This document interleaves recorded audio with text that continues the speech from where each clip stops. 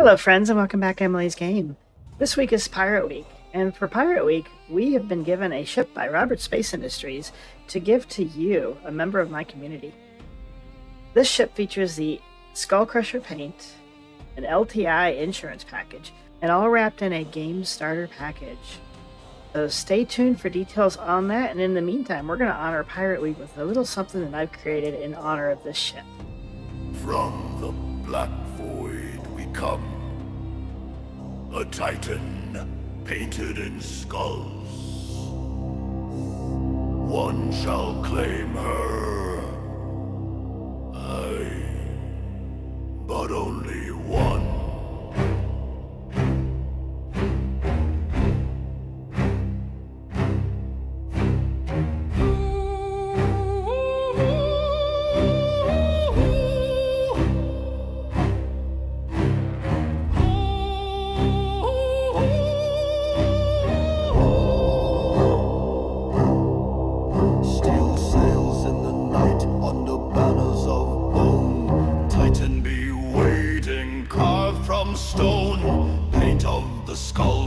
Crimson and dread.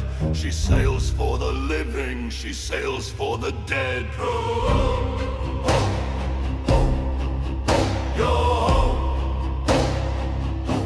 The Titan be yours if ye dare claim the fight. Yo-ho, heave-ho, Titan in sight. Dark is the prize for the bold pirate soul.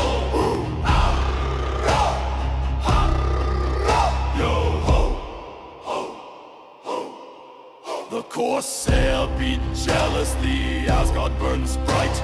The Ursa rolls heavy through the endless night. But the Titan, she waits for her captain of fate.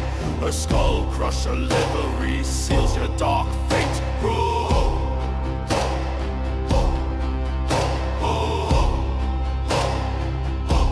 The Titan be yours if ye dare claim the fight.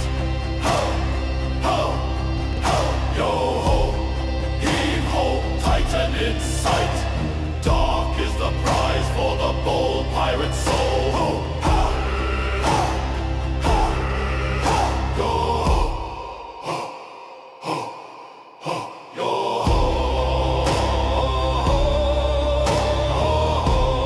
Claim the Titan.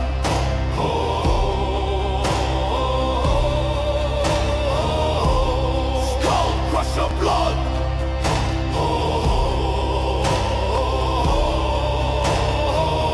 Only one shall take her.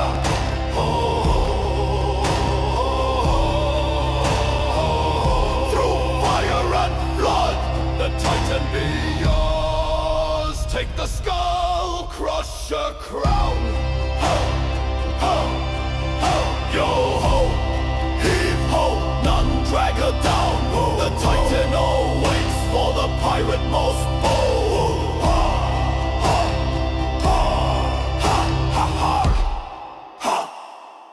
Yo-ho-ho! One Titan, one victor. Will it be ye?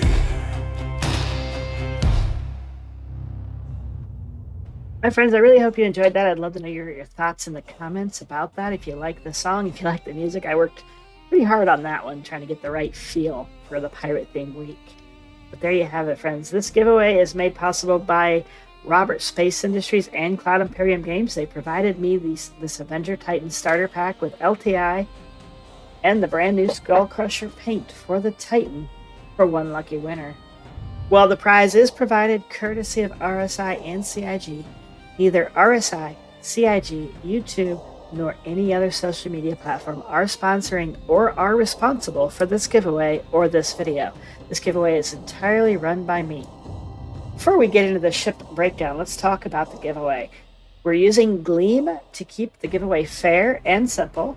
Gleam is a giveaway platform where you'll log in and you can complete a few easy actions to earn entries. The more entries you earn, the more chances you'll have to win. The link's in the description and in a pinned comment on this video. Just click it, follow the steps, and you've registered. We'll be choosing our winner on Saturday, September 27th at 5 p.m. So friends, definitely register. You got plenty of time to do it. Let's go over the Avenger Titan. It is arguably one of the best all-around starter packs in Star Citizen. It's combat capable, it has room for cargo, and it's tough enough to survive fights. There is a cargo bay quirk, which I will show you here shortly. And then, of course, our Skull Crusher paint makes the Titan look mean, black and bone white with a vibe that fits right in with the Pirate Week. So whether you're a trader, a bounty hunter, allywag of the space lanes, the Titan's a ship that'll serve you well. One lucky soul will claim it with lifetime insurance and a look that crushes all before it. Could it be you? I don't know. Let's go over a little bit about the ship and do a quick tour. We'll do a quick walkthrough and then a couple of gotchas about the ship when it comes to cargo. This is your cargo bay. It is capable of carrying up to 8 SCU of cargo. Forward of your cargo bay, you do have a living quarters. Your components are nestled in above the bed, although those are not accessible at present. You can change those out within your mobiGlas. There are no other discernible features that are accessible to the player within this area. There is also not any internal storage, none that I'm aware of. You will notice that there is a fuse required option up here. As of this date, there is no fuse you can replace on this ship. Not a big deal. Not yet, but soon that may be. Moving forward of the cabin area, you will step into the cockpit, a one-seater, very clear field of view with this canopy.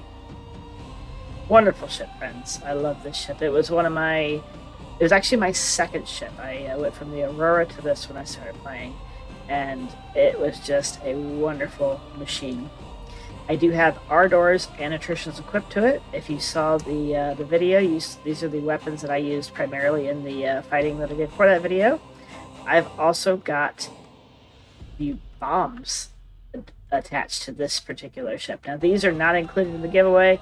These were just so I could show you the upper end capacity of its capabilities. All right, friends, now just a few gotchas here with cargo. It will carry 8 SCU of cargo, right? That's great for a starter ship, but having 2 4 SCUs does not work for this ship. You cannot get those in there. I don't like it, but it's just is what it is. So what about a 4 SCU? You should be able to get 4 SCUs in there. But, my friends, I'm afraid it fights you. It looks like it might fit, but no matter how hard you try, it pops it right back out, it bounces the ship around. Hell, it's probably going to cause the ship to explode. So you might be able to find a way to get them in there. It is not worth the hassle. So those are out as well. So with that being said, that leaves you with 2 SCU size boxes or 1 SCU size boxes. These will fit in there just fine. They will snap to the grid.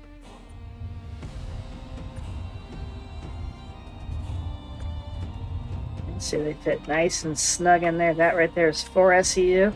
You get 2 more 2s, or you can stack 4 1 SCU boxes in here otherwise.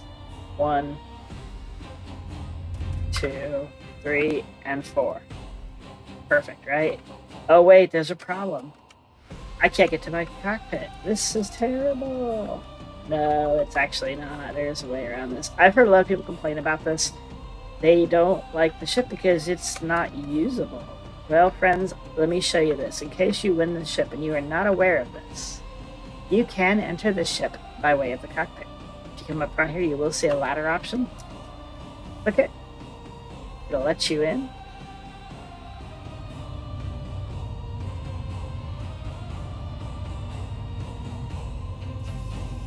And now you're in the seat. Now, when you exit the seat, by default, it will send you to the back of the ship. Well, you're going to run into that same issue where you cannot exit the ship. That's not a problem again.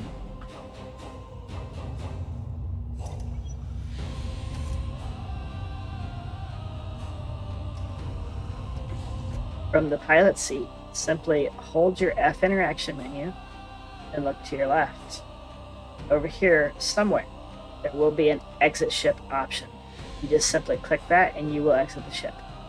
However, in 0G, if you need to look up, and you'll see an exit 0G option up here. So this is when you're in space. On a planet, in atmosphere, it's over here on your left. Exit that.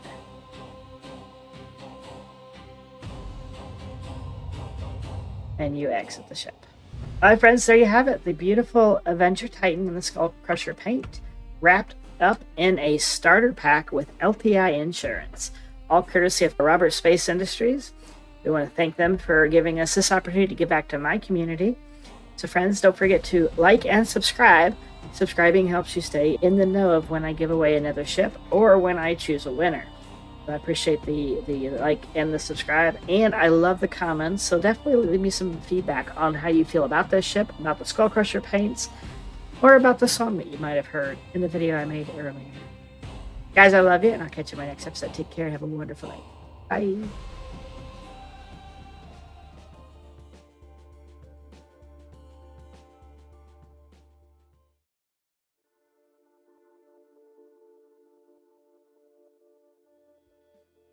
Hello friends, and welcome back to Emily's Game. Last night we got to debut the Apollo Medevac and Triage in the live stream that I did, which was pretty cool. We had a lot of server errors and issues. We had some other problems going on. Otherwise, the Medevacs were great. We took the red one out, which is the Triage. We did some mercenary missions in Pyro. We got into some ship fight with that, with some NPCs. A lot of fun. I will post a link to that live stream here if you want to check it out. Otherwise, let's dig into a quick nitty-gritty about these two ships. The ship on the right is our Apollo Medevac. The Medevac is the little more expensive one, coming in around $275 USD, whereas the Triage comes in at around $250. Now, if you CCU chain these like I did, I saved about 41% was one of them, and then 47% was the other one. So I got a reduced cost on these due to my CCU chaining. If you have any questions about CCU chaining, feel free to reach out to me directly. I will be happy to help you where I can with that. The Medevac is for supporting other pilots in medical emergencies and evacuation operations.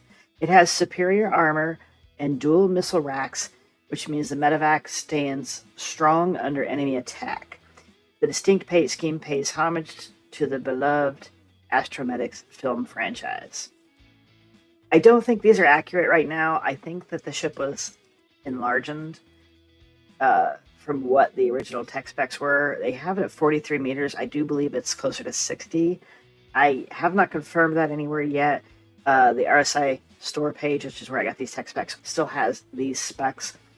You can see there that you do have more missiles and less speed overall with the Medevac as you do the Triage. Now the Triage has a similar capability as the Medevac, but it's slightly different. It does support other pilots in medical emergencies and evacuation operations. It does have 2 semi-automated medlift drones, apparently, that provide safe and speedy patient transport. I don't know if these are going to actually happen. There's definitely a delay on the drones coming in. Somebody in the live stream last night said that the drones were actually done away with for this ship. I can't confirm that yet. I did look around and didn't see anything for that. If anybody knows, feel free to leave a comment about that. The Triage also has professional-grade modular medical facilities that deliver support for all levels of trauma. Now, that's true of both ships. The only real difference between these two that I've found are just the superior armor and the extra missiles. There you have it, friends. There's the details on the ships, the costs, and let's dig into these beauties. I personally really, really like the look of this ship. And I wish I could get my camera higher, but I cannot. We'll do a third-person view once we're inside. They have a sort of similar look to the Star Trek ship, the Voyager, which was one of my favorite Star Treks. I love the shape. I love the look. It definitely has some nice featuring to it. The ramp is really long. I was kind of surprised to see it was that long, and I'm guessing it's just so that you can get, gear and equipment up there. It does look like a vehicle could go up there, but they do not fit. You could put pulses in. I'm sure no problem. But you will not be putting a NERSA medevac in there. Or any other vehicle. Now, last time the live stream, we did use the triage ship here, the one in red. And we did get into an NPC ship fight with some Cuddy Blacks. And we were on the ground when it started, so they immediately caused damage to our ship, dropped our shields. We did the entire fight with no shields. The ship held up very well, and to be honest, the Cuddy Blacks were really no match for the standard weaponry on this ship. Again, they were NPCs. NPCs really aren't that hard to fight, in my opinion, but I do think that the triage is a very capable ship. The medevac is supposed to be even more capable. The only real difference there is you do lose some speed. I would imagine some maneuverability with that as well. All right, friends, let's take a look at the underside of the ship here. We've got my co-pilot there, Pico, chilling, watching over the ship while I am outside of it. You do have some pilot-controlled weapons there, as well as there on both ships. Now, one thing we found last night with the weapons, as the pilot, I controlled the nose turret, or the nose weapons, as well as the turret on top, which is really nice. When somebody sat in the other seat and took control of the turret, we lost the nose guns. Sorry that I had to go take a drink. I was getting a little fuzzy there. But yeah, as I was saying, we lost the nose guns and we only had the turret going by way of the co-pilot. Now that caused a lot of issue with fighting the ships because the turret on top shoots slower than the nose cannons do. So I had to get them to get out of the turret to give me back access to all the weapons so that we could finish the fight a little quicker than what was happening. However, the triage held up wonderfully. My thought with the differences between the two ships is single players that don't really do a lot of group play. The triage is a great ship, especially because it is a cheaper ship. It can handle itself in a fight pretty well. It does maneuver a little faster than the medevac does. However, the medevac has armor, so when it comes to group play or fleet activities, the medevac will probably be what you would use to go into a battlefield and extract your org mates or groups of friends that you're playing with. Interior-wise, not a lot of difference. Now, what I've done is I've loaded different modules on each ship. I'm just going to show you the modules on this ship really quick, and then we're going to walk through the triage in detail. On this side, this is a Tier 2 module. Tier 2 comes with 2 Tier 2 beds. As you can see, there is a Tier 2 there. You can see your med gel quantity here. At present, you cannot insert med gels that I have found. I've tried every which way. No luck there. The Tier 2 module does have 2 patient storage, each holding 150,000 micro SEU. There's one there. There's one there. The Tier 3 module gives you 3 beds. With the Tier 3 module, you get 1, 2, and 3 patient storage locations, which each hold 150,000 micro SEU.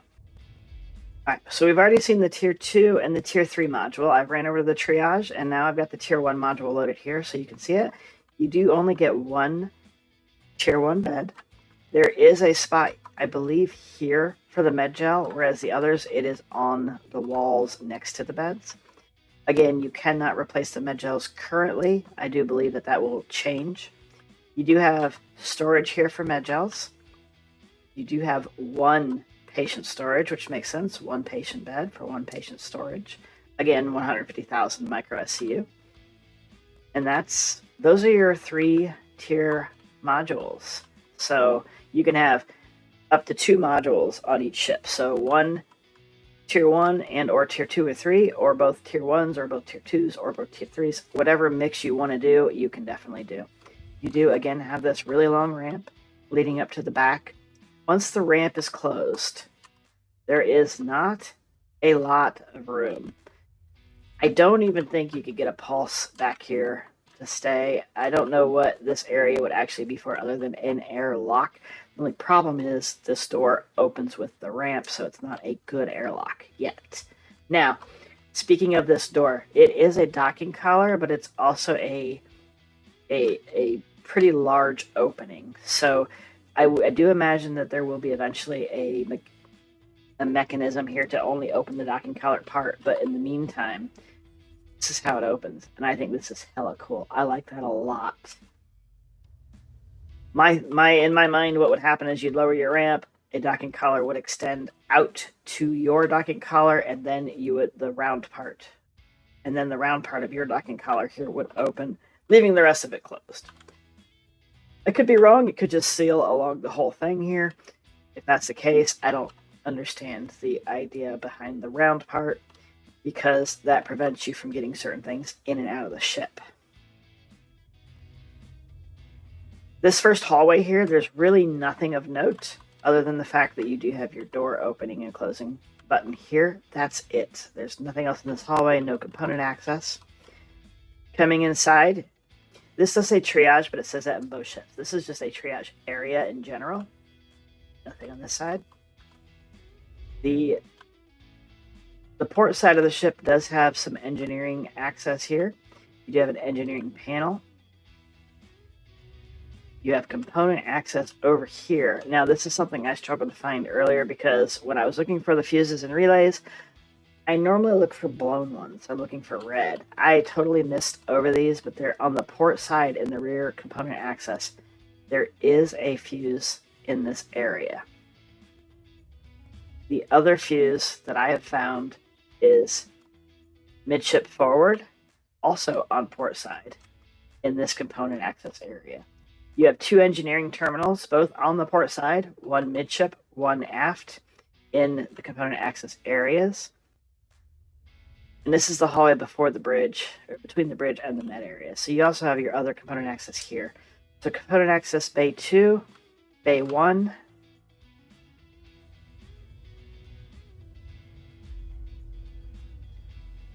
This one doesn't have a bay number on it that I see. But there is a component access area there, and there is also one on this side of the ship. This is your starboard side. Again, no fuses over here or on the starboard side forward component bay access. On both sides of the ship and the rear, you do have cargo storage, weapon, and an armor storage area. As you can see, I've equipped 3 med guns in the top sidearm holsters. You do have 3 more in the lower spot, but I do believe those are for your multi-tools only. I don't think any sidearms or pistols will fit there. Just FYI on that. And the nice that you have sidearm and then tool storage as well. I do hope to see more of that so you're not wasting your sidearm spots with multi-tools. Not that, probably many of you use sidearms. You do have, according to RSI, 28 SEU of total storage on both ships. And this is your cargo grade here. It is not accessible from the outside. It is only accessible from coming in the rear door or the front elevator coming up here. Now, you can't carry stuff really up through the front elevator unless it's a small box you're carrying by hand. I don't even think you can get a 1 SEU on that lift with yourself. What I've done is, Chris, this is PTU. I didn't go buy a bunch of crates. I brought in a bunch of what I already had and stacked them in here. Just to show you, these are 2 SEU crates. Well, these are equivalent to 2 SEU crates. They do fit. The one thing that's got me kind of, I don't want to say upset. I'm not upset about this. I'm just kind of like, why? This docking color prevents you from bringing up a 4 SEU and an 8 SEU crate into the ship. 2s are fine. 4s, 8s, they will not clear this threshold. The problem with that is it's this specific door that prevents it. You could get them through this door and into the cargo areas, but this door here does not allow it to happen. So you are stuck. That makes you limited to 1 and 2 SCU crates coming into the ship. Or 1/8 SCU crates if you want to get a little picky there. And then, of course, as we said, they do just snap to our grids. Okay, I'm lying. Yeah, I don't know why when you have a 1 SU there, they don't snap. But it does snap everywhere else on the grid when that 1 SU is not on the grid.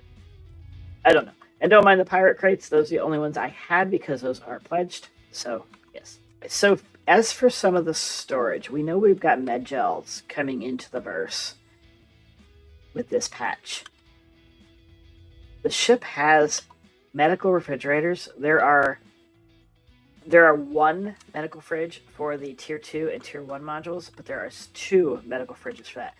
I don't know what they're for. I did just throw in some stuff in here just for fun. You could get several med gels in there. This kind of got me wondering about med gel. Is there going to be an expiration date? Is it going to go bad if you don't keep it cooled? I don't know. These are, interesting questions that I was thinking that hopefully we'll get some answers to soon. I would imagine med gels would have an expiration date. They will degrade over time. The other cool thing about this bay is all these bays, you do have med gel storage. This is specific to med gel storage, and they do stack on these shelves. You can get quite a number on here. This is quite the loot haul if somebody wants to steal the ship and take your med gels for themselves. So I feel like these need to be locked behind some kind of code or something so that they don't get stolen, but that's where they get stored. And then, as we said earlier, they go in these bays here. These are not currently accessible, but I'm sure eventually they will be, I would imagine. Alright, that's it for the aft part of the ship. Your hallway here does have a cool sunroof, moonroof, skylight, whatever you want to call it. It would be kind of cool if your patients could also see that, but they don't. So it's all, when you're in the ship, it's almost not noticeable unless you're almost directly underneath it. Coming into the bridge is your living quarters. This is nice. I know the C1 Spirit and the Meteor both have their living quarters on the bridge as well. Personally, I don't really care for that. Just because, in my mind, I would never rest knowing that this was where you got to sleep. If there was action going on, you're not going to get a good night's rest, that kind of thing. But the cool thing is, your room always has a view. So, at least you've got that, I guess. On the right side, you do have your bathroom with a mirror. You got your toilet. You do have a shower here. I haven't figured out how to open the shower. I don't think it does come out. Maybe one day. It's a small little bathroom. Forward of the bathroom, you do have what I believe is a cooking area. I would imagine that this is, I don't know, maybe a fridge. So this is a small fridge, and then this is I really don't know. It looks like you insert something there. It's a pizza oven. Cooktop there, possibly.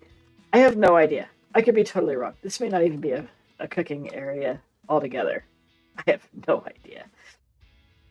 You got your one bed here on the starboard side, your other bed's on the port side, both immediately behind the flight seats. Both beds do have above them a 450k micro storage box storage capacity. So there is a lot of internal storage on the ship. Each patient gets one, as well as each crew member, provided you only have 2 crew members. And you do have your lovely little dining set here. So that's it, really, for the layout of the bridge. One of the coolest features of the ship that I found is this is your front elevator. It is tiny. Like I said, I don't think you could even get a 1SU box on there with you. I'm not even sure if you could send one up by itself. However, as you notice, that is just a nice space you can walk across now. But it does have an option for you to retract. Well, they were retracted. They were up. Yeah, so the elevator arms, rails come up. Otherwise, they're stored in the floor. And you can't really access the elevator without going to this panel here. Once you send or call the elevator, an airlock comes down, sends the elevator down. Now this will stay closed off while the elevator is deployed, which is really cool. Nice little airlock feature. I like this. This is a really nice setup. It's very simple. It gives you that airlock. I wish you could also use it as like a jail cell. You could bring somebody on board and leave them in there while you transport them. They have no chance of killing you that way. There's no way to close that without calling or receiving the elevator. Your pilot and your co-pilot seats are identical. I did not find any difference between the two. They both do the exact same things. They both can access your remote turrets, which is very nifty. Say your engines are dead as the pilot, and you're like, well, shit, I guess I can fight. That's all I got left. And you can jump over here and fight. Well, your co-pilot can do the exact same thing. Your seat control buttons are, that's seat exit.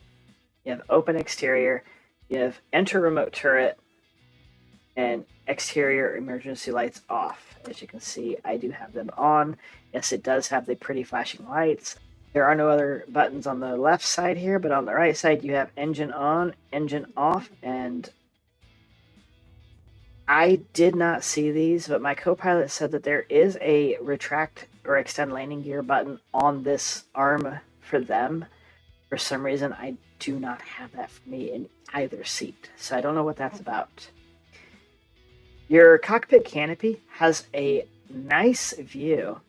One of the things I noted was it kind of reminds me of the Aquila's cockpit a little bit. Like I said, I've never been in the Aquila, but one thing I noticed was most of the constellations have a strut that goes in the front here, and that's why I stayed away from the counties. I did not like that part here where you cannot view. That's where your weapon reticle is. This has struts that come across here, but there's glass in between them, so you still have a lot of good view. I don't dislike your viewing angles here. This is nice. I did say before we would do a third-person view of the outside of the ship. Very nice looking. It's a little different than I expected it to be, but I really do like this a lot. So, lovely ships. At release, there will be a couple of paints as well, besides the red and white. You will have the Apollo Delphi livery, which is a gold and black paint. You will have the Frontline livery, which is a grayish red paint. The Lifeline livery, which is the Apollo teal and red. The Olympian livery, which is silver and blue. And the Shockwave livery, which is blue and orange. Well, friends, that's it. That's just a quick overview of the Triage and the Medevac, a little bit of what they've got and what they don't have. I like the ships. I am looking forward to the gameplay that they will be adding for these ships. Right now, I don't really see much use for the ship itself yet, but I'm sure that's coming. I also heard, and this might be a spoiler or leak, I don't know if it's accurate, I don't see any notes or information on this anywhere, but several people have said that there is another variant of these coming out. I don't know where that information came from. I don't know what variant it could possibly be, but I do think a bounty variant of this would be really cool. You do have what could be your prison modules on the sides. And I'm sure there's other variants that would make sense for this. I don't know about a cargo ship because, well, if this is your only entryway for cargo, unless the modules extended down from the ship, I just don't see this being a good cargo ship. Not sure what other variant there could be. I'd love to hear your thoughts on what you think would be cool. I'd love to hear your thoughts on which one you like, prefer, or have. And anything you found about it that I didn't include in the video, just definitely post it in the comments below. Let's check it out. And guys, don't forget, I'm still giving away my personal Argo raft. We're still waiting on 500 comments to be able to extract a winner from that. So don't forget to register for that by just simply leaving a comment on the raft, usage of the raft, or a hauling story, whether it has the raft in it or not, and we'll choose from one of those winners. Also, friends, if you're looking for a home in the verse to partner up with folks to play, to learn, to have fun, don't forget to check out Stardust, which is my org. Otherwise, friends, don't forget to like and subscribe, leave your comments, and I will see you in the next episodes. Take care and have a wonderful day. Bye.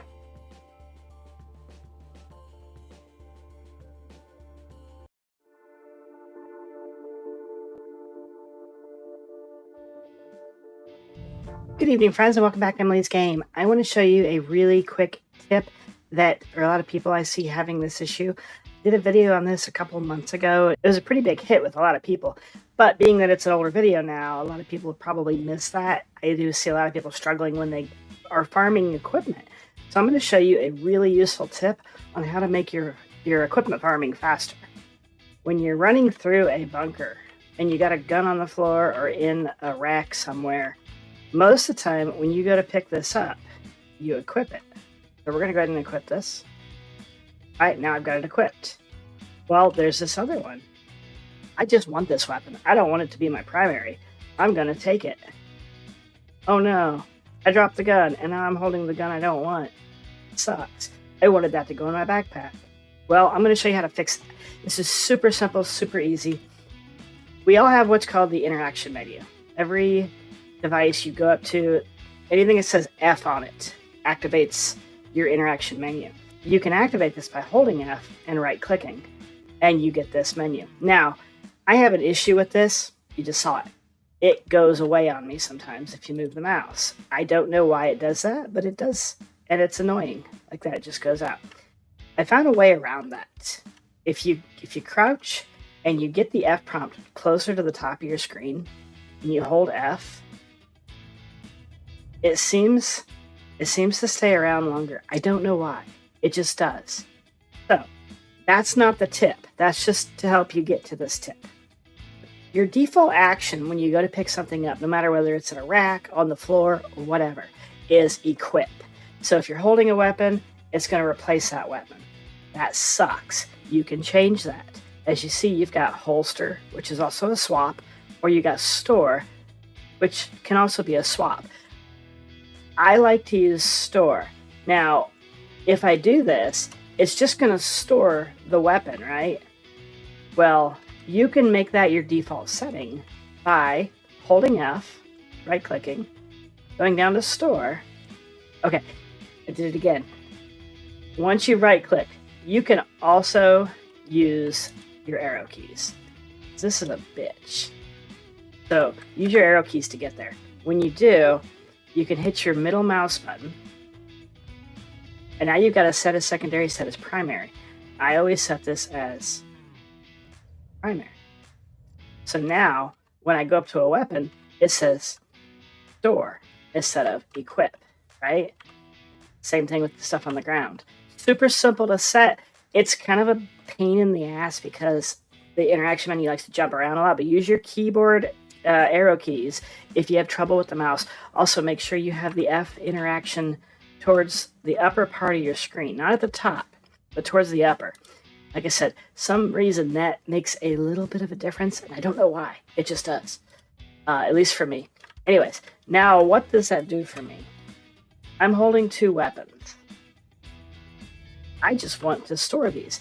I'm running through a bunker, and I'm getting shot at. Well, I've got a second here to pick up weapons, in between shots. So now all I gotta do is F it. It's in my backpack. As you can see, I got that in my backpack now. Same with these. Oh, there's a tractor, and that's a $20,000 device.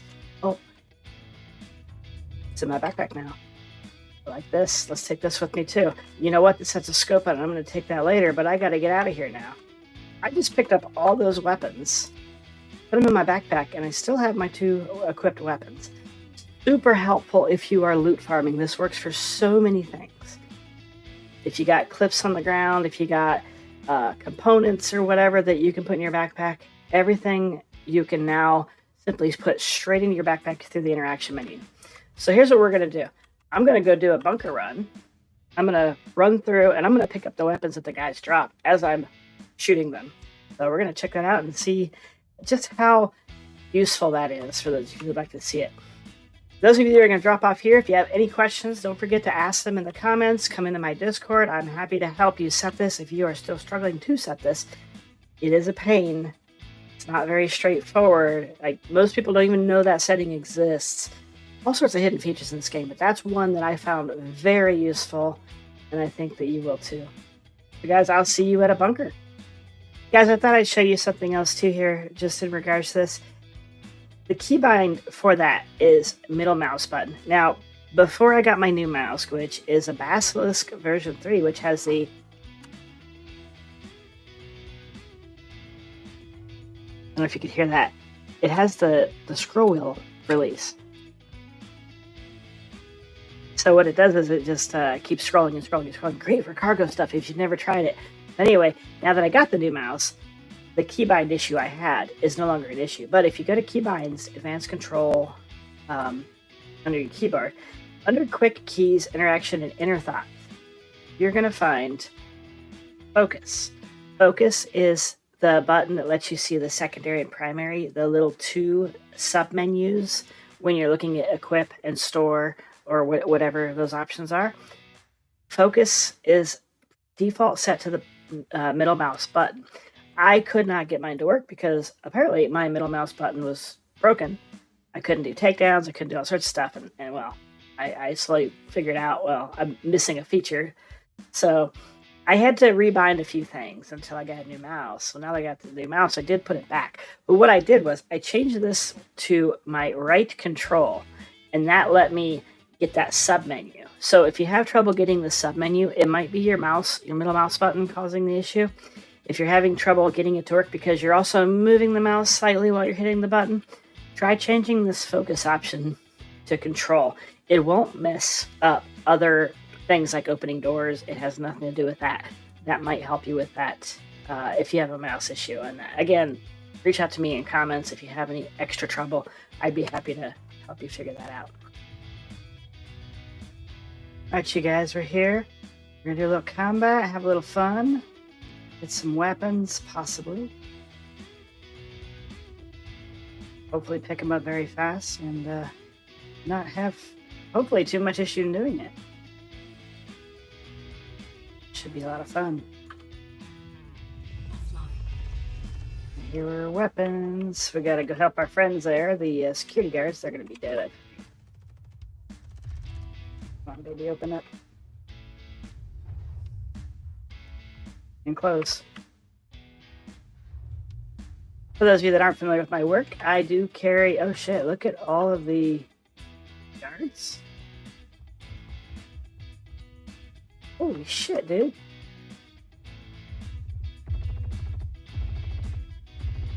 Wait.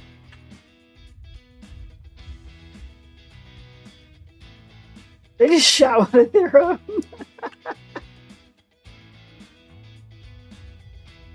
Alright, so if they're all out here... Dude, did they just clear the site for me? What the hell?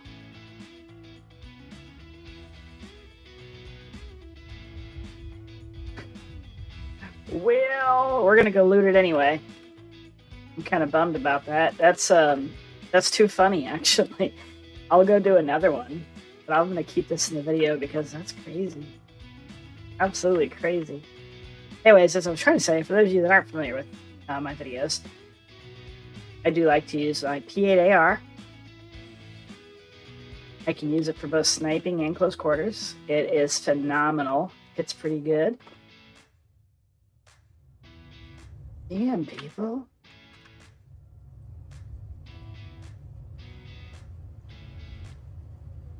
Wow. Alright, I'm just going to go check this for boxes, and then I'll go find the site, and we'll try that one. God, look at all the security guards. So we have this issue with Stormbreaker. It is absolutely insane. All the NPCs that are spawning. Look at this. Jesus. You can't even get around. Yeah, all the NPCs that are spawning are making it extremely difficult. We actually abandoned the mission the other day because of just this constant chaos. You can't move forward. You do nothing but take out the NPCs.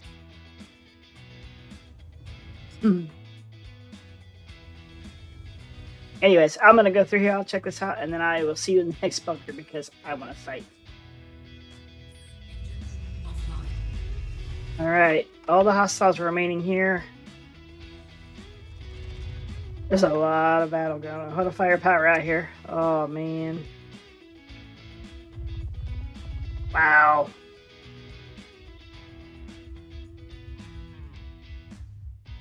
I bet the battle's over.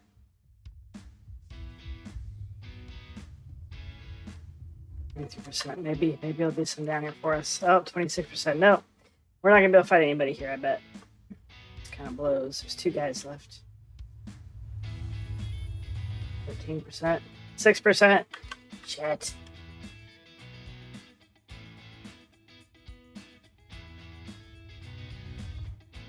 Alright, well, forget it. I guess I need to go find a hostile bunker.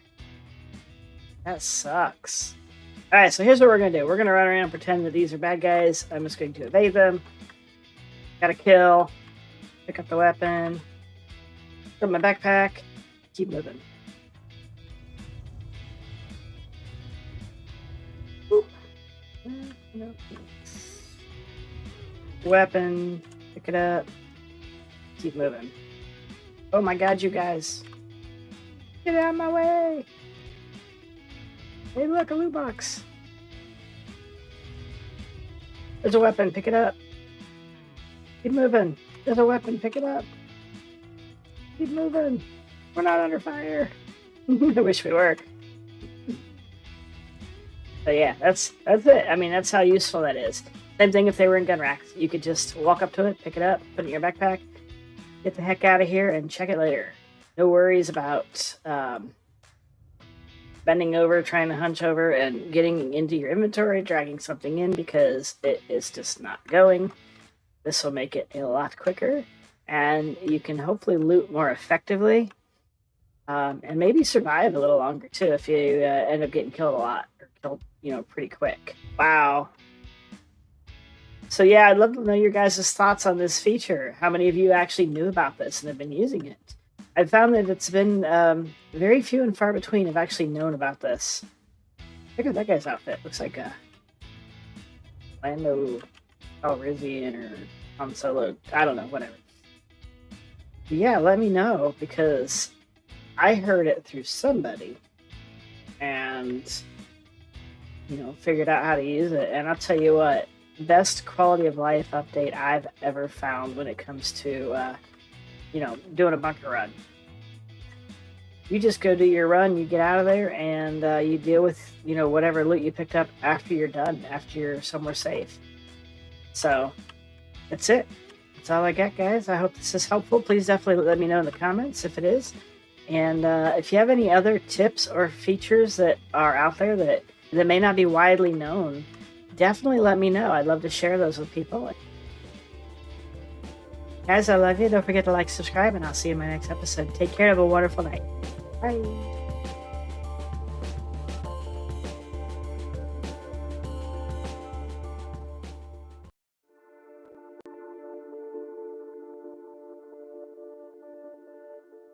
What's up, Star Citizens, and welcome back to Emily's Game. I'm starting a new video series called CYA, and no, it doesn't stand for Cover Your Ass, but it stands for Choose Your Adventure. This is a series where you tell me what to do in Star Citizen, and then I do it. No scripts, no plans, just you, your ideas, your actions, and me acting them out. The reason I'm starting this series, mainly it sounds like a lot of fun, but it's also to give everybody more of a chance to engage in what we're building here in my community. This isn't just my adventure, it's ours. It's yours. It's theirs. Your suggestions will shape where we go, and it's a great way to jump in and be part of the chaos that we get to enjoy on a day-to-day basis. So here's how it works. You can suggest a single step, like land a wolf upside down, and that might be it. Others can build upon that, or you can build that into a full mission. You can lay it out with a ship, the loadout of the ship, any special rules, and you can even group up with others in chat, or even in my Discord, to come up with a plan together. I'll take on your suggestion myself, or if you want me to bring others along, I'll pull in a group, and we'll follow the same guidelines that you have set. The crazier, the more absurd, the better. Just one thing to keep in mind. My characters, Sexy Snipes and Admiral Snipes, are high-ranking friendly org leaders. That means I won't take suggestions that harm other players or grief their experiences. This series is about ridiculous fun and creative chaos, not ruining anyone else's gameplay. So to kick things off, I'm using one of my Discord and org members' suggestions. So thank you, Plutonium Plague, for mentioning this. What we're going to do is, I brought a Pisces rescue ship so I could respawn, because I don't know if I'm going to be able to pull this off. Spawn closets have been utter chaos lately. And I know there was a maintenance patch today, so maybe that got fixed. I don't know.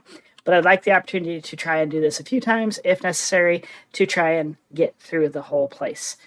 We'll see how that goes. The suggestion was clear out an OLP using nothing but an arc-like pistol and the base starter suit. Now, I can upgrade as I go. So for each NPC that I take down, I can take one item. So if I take an NPC down, I can take a core. The next one I can take a helmet. The next one I can take a weapon, so on and so forth. I get to choose what I take each time. Eventually I should have some armor, yada, yada, yada. I did park my rescue up here where I cannot get to it once I get down from here.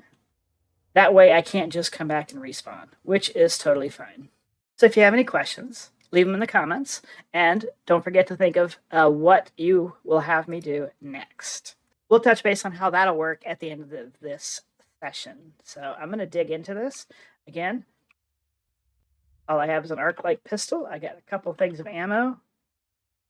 We're going to go to town. Wish me luck.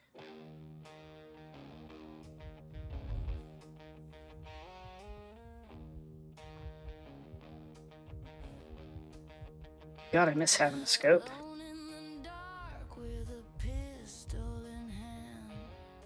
I'm not hitting that guy.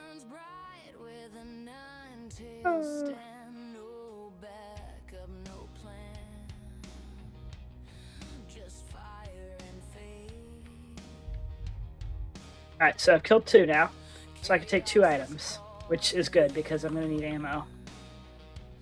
What do you guys?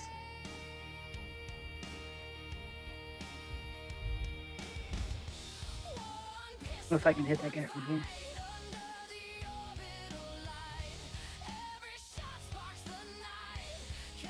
I never use a pistol anymore, so this is awful. Got him. That's 4 guys. Okay, 4 guys down. Oh, shit.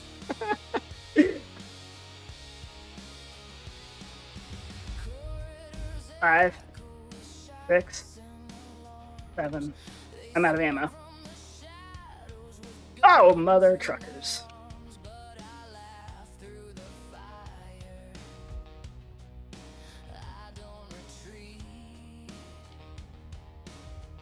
Oh, fuck. Run, Emily. God bless it. Oh, no.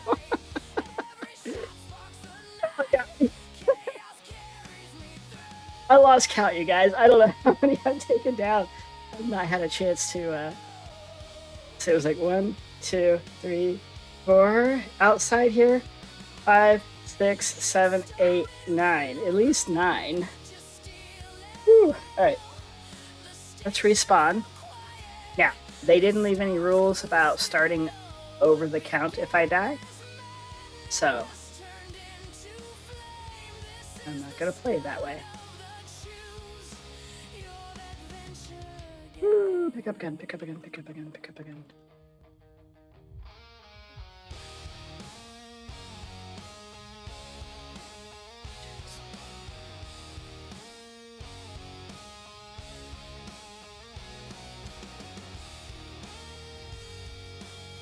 Crap, why can't I pick that up?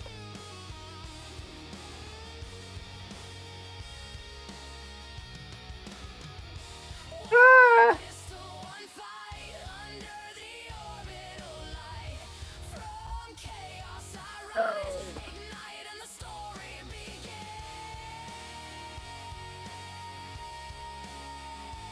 Alright. 1, Oh my god. Damn it. I'm having some inventory issues. I can't get things to get equipped. Let's see, I think I took out 2 more, maybe 3. I'm gonna stick with 9, because I know I've taken 9 down for sure at this point. What the hell? I can't take core armor? Oh, because it's my body.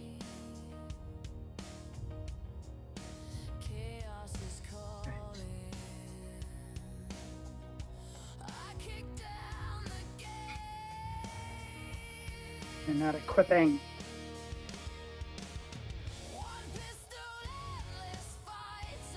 Oh, you can't change helmets in space. I guess that makes sense. Alright, so I've taken 1, 2, 3, grenade, a weapon. What is that? 1, 2, 3, 4, 5, 6, 7. I can't take any more ammo. Okay, here we go. That's 8. I believe I've taken 8 items. Although I'm kind of in, you know, heart panicky race.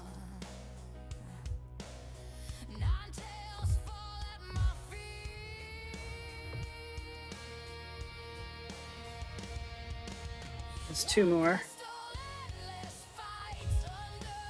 No, now it's 2 more.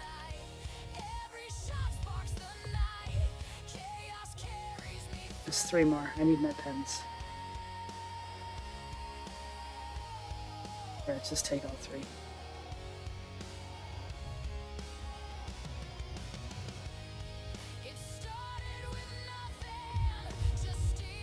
I don't know why I don't have... Oh, because I got a shitty helmet.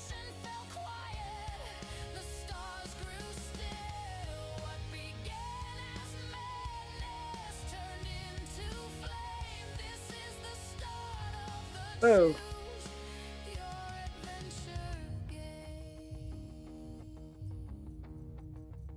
Alright, I am going to drop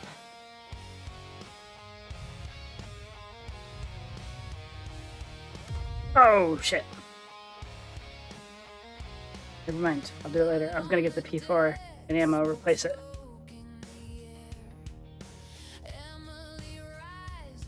That was 3 more. Okay. Grab another med pen.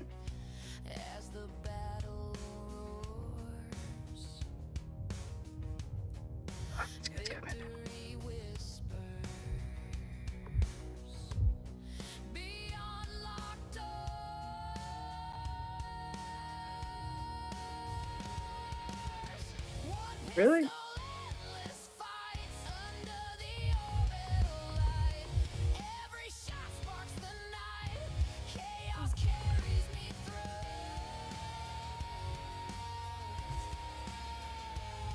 Alright, that's 5 more, I think. I'm having a hell of a time keeping count. Oh my god. Oh, it's a backpack.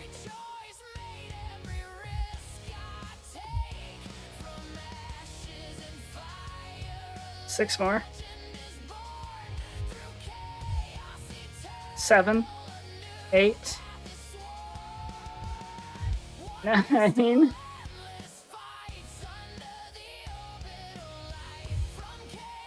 10. Okay.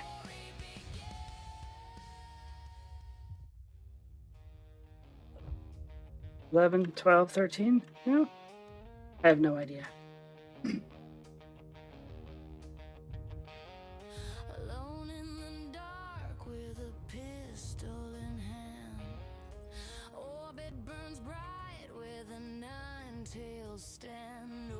Alright, that's 1, so I 12 more, but I need to drop what he had.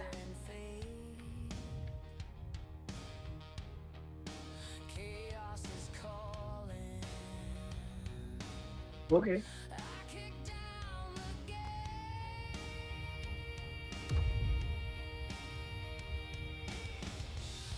that Reaver? Yes. 3. Okay, so that would be, what, 9? 12 minus 3 is 9.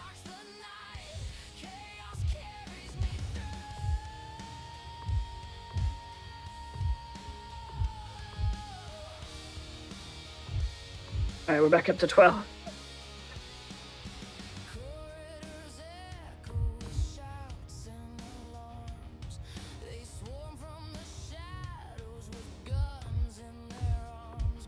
$13, $14, $15, $16, $17, $18. Jeez Louise. This will be better when the spawn closets are fixed. Right now, 19, 20. They're coming. Alright, let me get some more ammo. Maybe some med pens.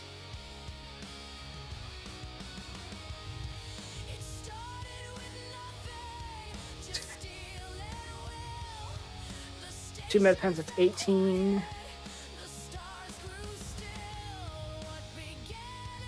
It's making me pay attention, that's kind of cool.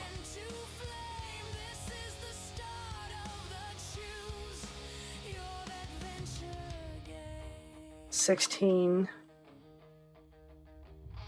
That's weird, it's getting dark. Scalpel. Oh, I want a scalpel. Wait, that's the same. Alright. I feel good enough. Let's go inside. I don't remember my count.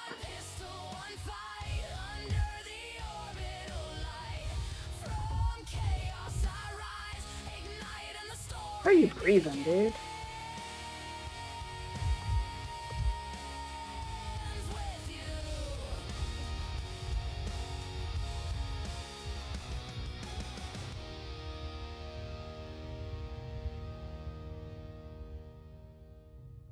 No idea where that came from.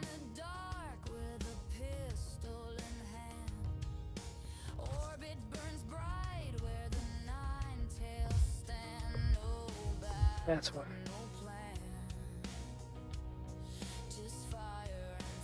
Oh, should have remembered my count.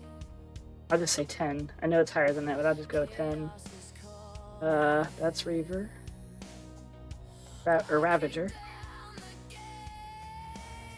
Alright, so I took 3. I have Karna. Maybe I should pick up a Karna. 3, 4, 5. So let's say 5 left. Is there a Karna back here? Is that a Karna? That's Karna, right? Can I get that on my back? Yes. Alright, so let's say 4 left. I don't know. Whew.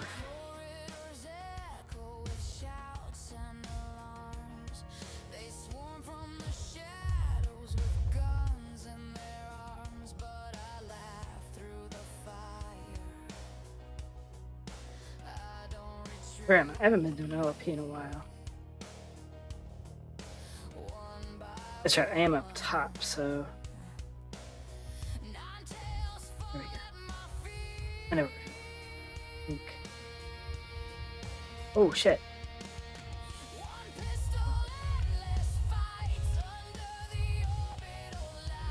There's 3.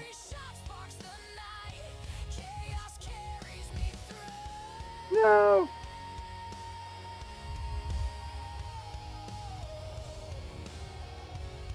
My volume is weird. It's really quiet.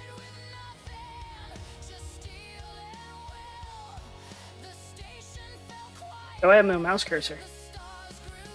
No! There we go.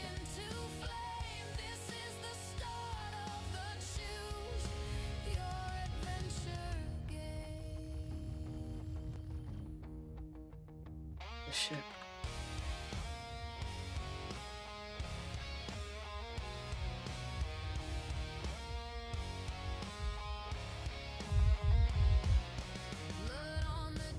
Or maybe 5. I don't know. I just started over the counts. I have no idea where I'm at.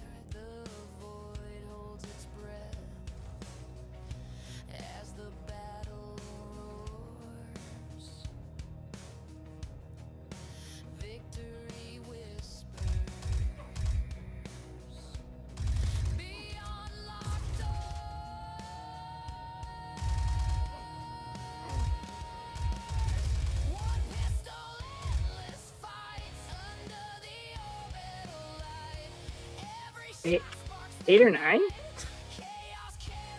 We'll call that 10. Now call it 10.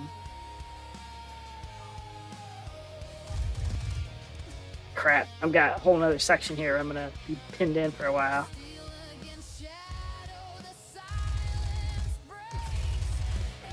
That's like 12.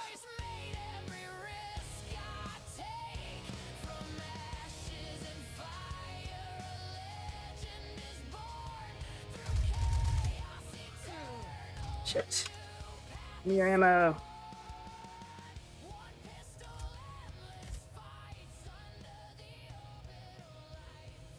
Took 3 ammos. He's bouncing.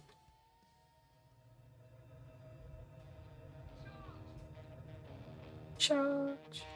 All right. I don't remember my count again. Maybe let's say 10. Okay, now I got 3.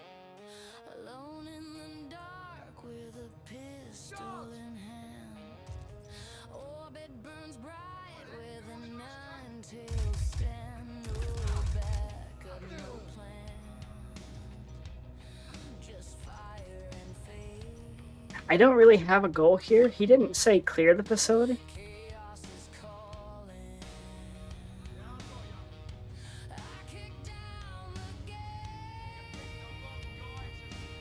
Like, well, just for an effort to save some of the time, I'll clear the inside facility here.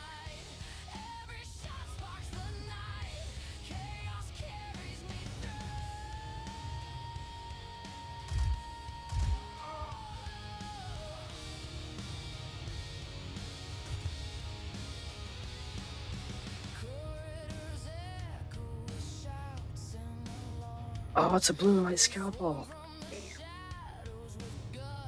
Seen those in a long time.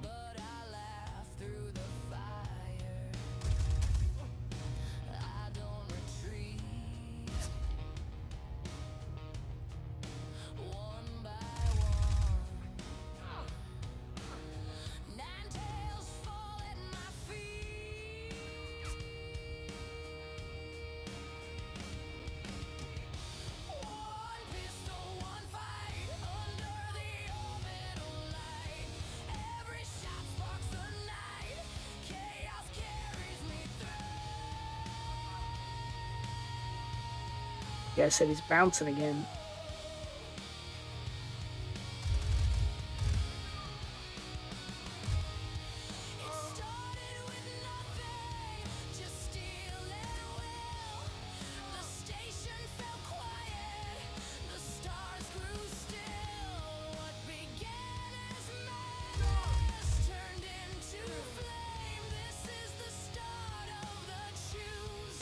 Oh, come on. Do you guys have inventory issues where you can't like quick switch stuff from one inventory to another? I have to drag a mag over every time I reclip my chest or my belt.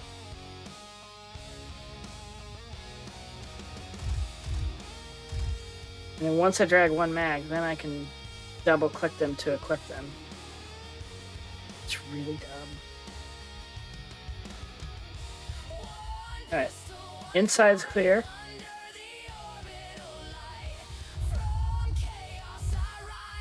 It could take forever to clear the outside. We're just gonna run. Run and gun. Come on, Snipe, you got this.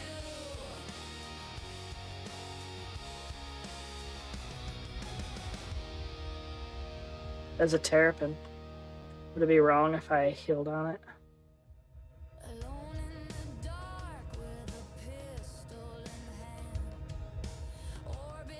Yeah, that would probably kill me. I'm gonna do it.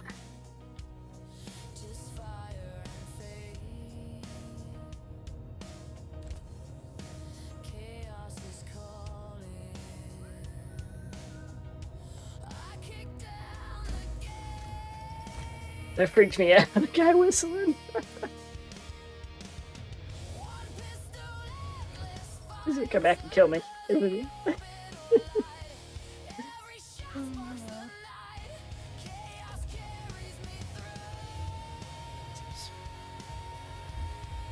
Should close this door.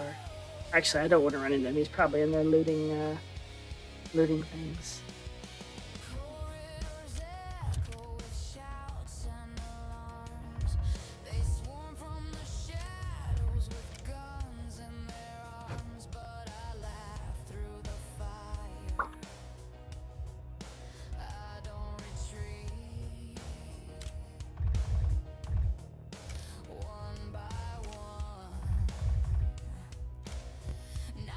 So it's sort of not fair how I started this. I died like twice, maybe 3 times, very early on. But also, it's not fair that the NPCs ganged up on me like they did.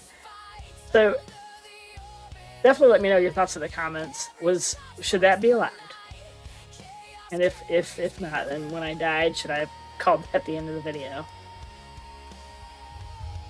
I feel like that was okay, just simply because of the massive amount of people coming at me. But your guys' rules. If you think that's what I need to do when you give me the next steps, then that's what we'll do.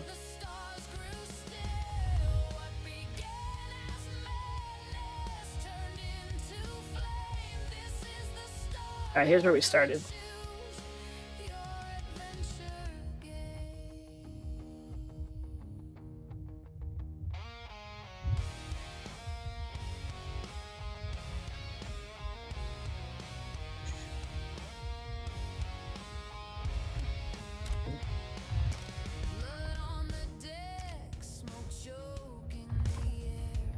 Damn it.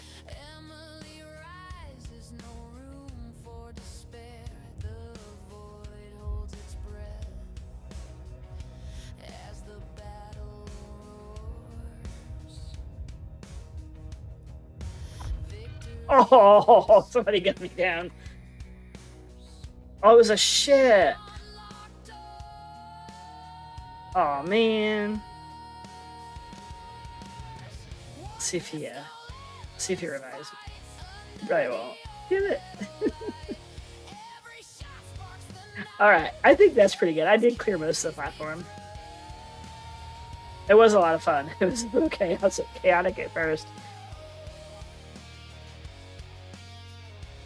But yeah, that was it was almost smooth. Almost. Who am I kidding? That wasn't smooth at all. It's just to think about it. Imagine if this was suggested I do this with no med pens, or no weapons at all, just fists or a knife. So, give me what you will. Throw me your best. Anyway, that's our first adventure. So thank you, Plutonian Plague. That was interesting. It was a lot of fun. But this is just the beginning, friends. I plan to do at least one of these videos a week, as much as I can do. If I'm able to do more, if they turn out to be, a big hit, I'll do more of them more often. But now it's your turn. So what will you have me do next? Whatever you come up with, I'll be picking from your ideas for the next one. So drop your suggestions below in the comments or post them in Discord with the CYA tag. Single step, full mission, or group plan. Anything goes. Sometimes I may even take several individual suggestions and cram them all into one big mission if it makes sense. I'll try to do as many as I can, but not every idea will make it in, and I do apologize for that. If yours is not chosen, don't get discouraged. Just keep submitting new ones each video. The more you contribute, the more chances there are for your adventure to be shown. Whoever's adventure or suggestions I pick, I will list those at the beginning of each video so that you know that that was yours, and you can look forward to seeing how that played out. So guys, the series about fun, absurdity, building chaos together. So let's see what you've got. If you did like this, don't forget to like and don't forget to subscribe. Subscribing lets you know when I post the videos and also keeps you informed of my many ship giveaways that I am doing. So got some exciting ones coming up. And right now I still have the raft out there. So if you haven't registered for the raft, that video is out there. Go do that. All you have to do is leave me a comment. Once that video hits 500 comments, we will pick a winner from those comments. Guys, I love you, and I'll see you in the next episode. Take care, and don't forget to CYA.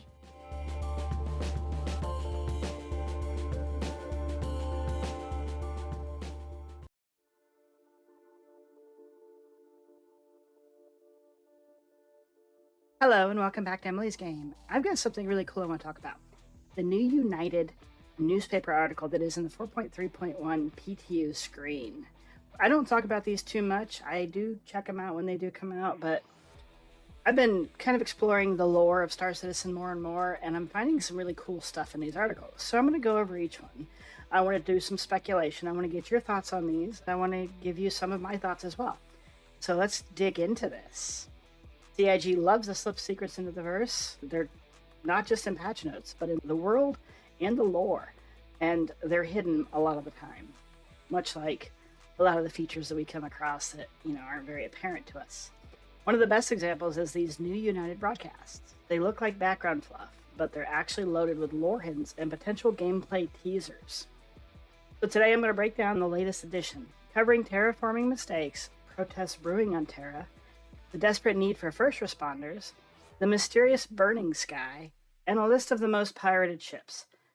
Each of these could shape the future of Star Citizen. I'm not sure if that's actual, but it could be cool. Let's talk about it. First up, friends, is terraforming.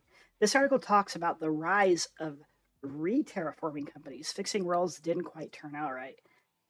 One real example in game that we already have is Microtech, which is Stanton 4. Terraforming began in the late 2800s after the system was sold to the UEE in 2865, but that process went sideways. It left the planet far colder and stormier than intended.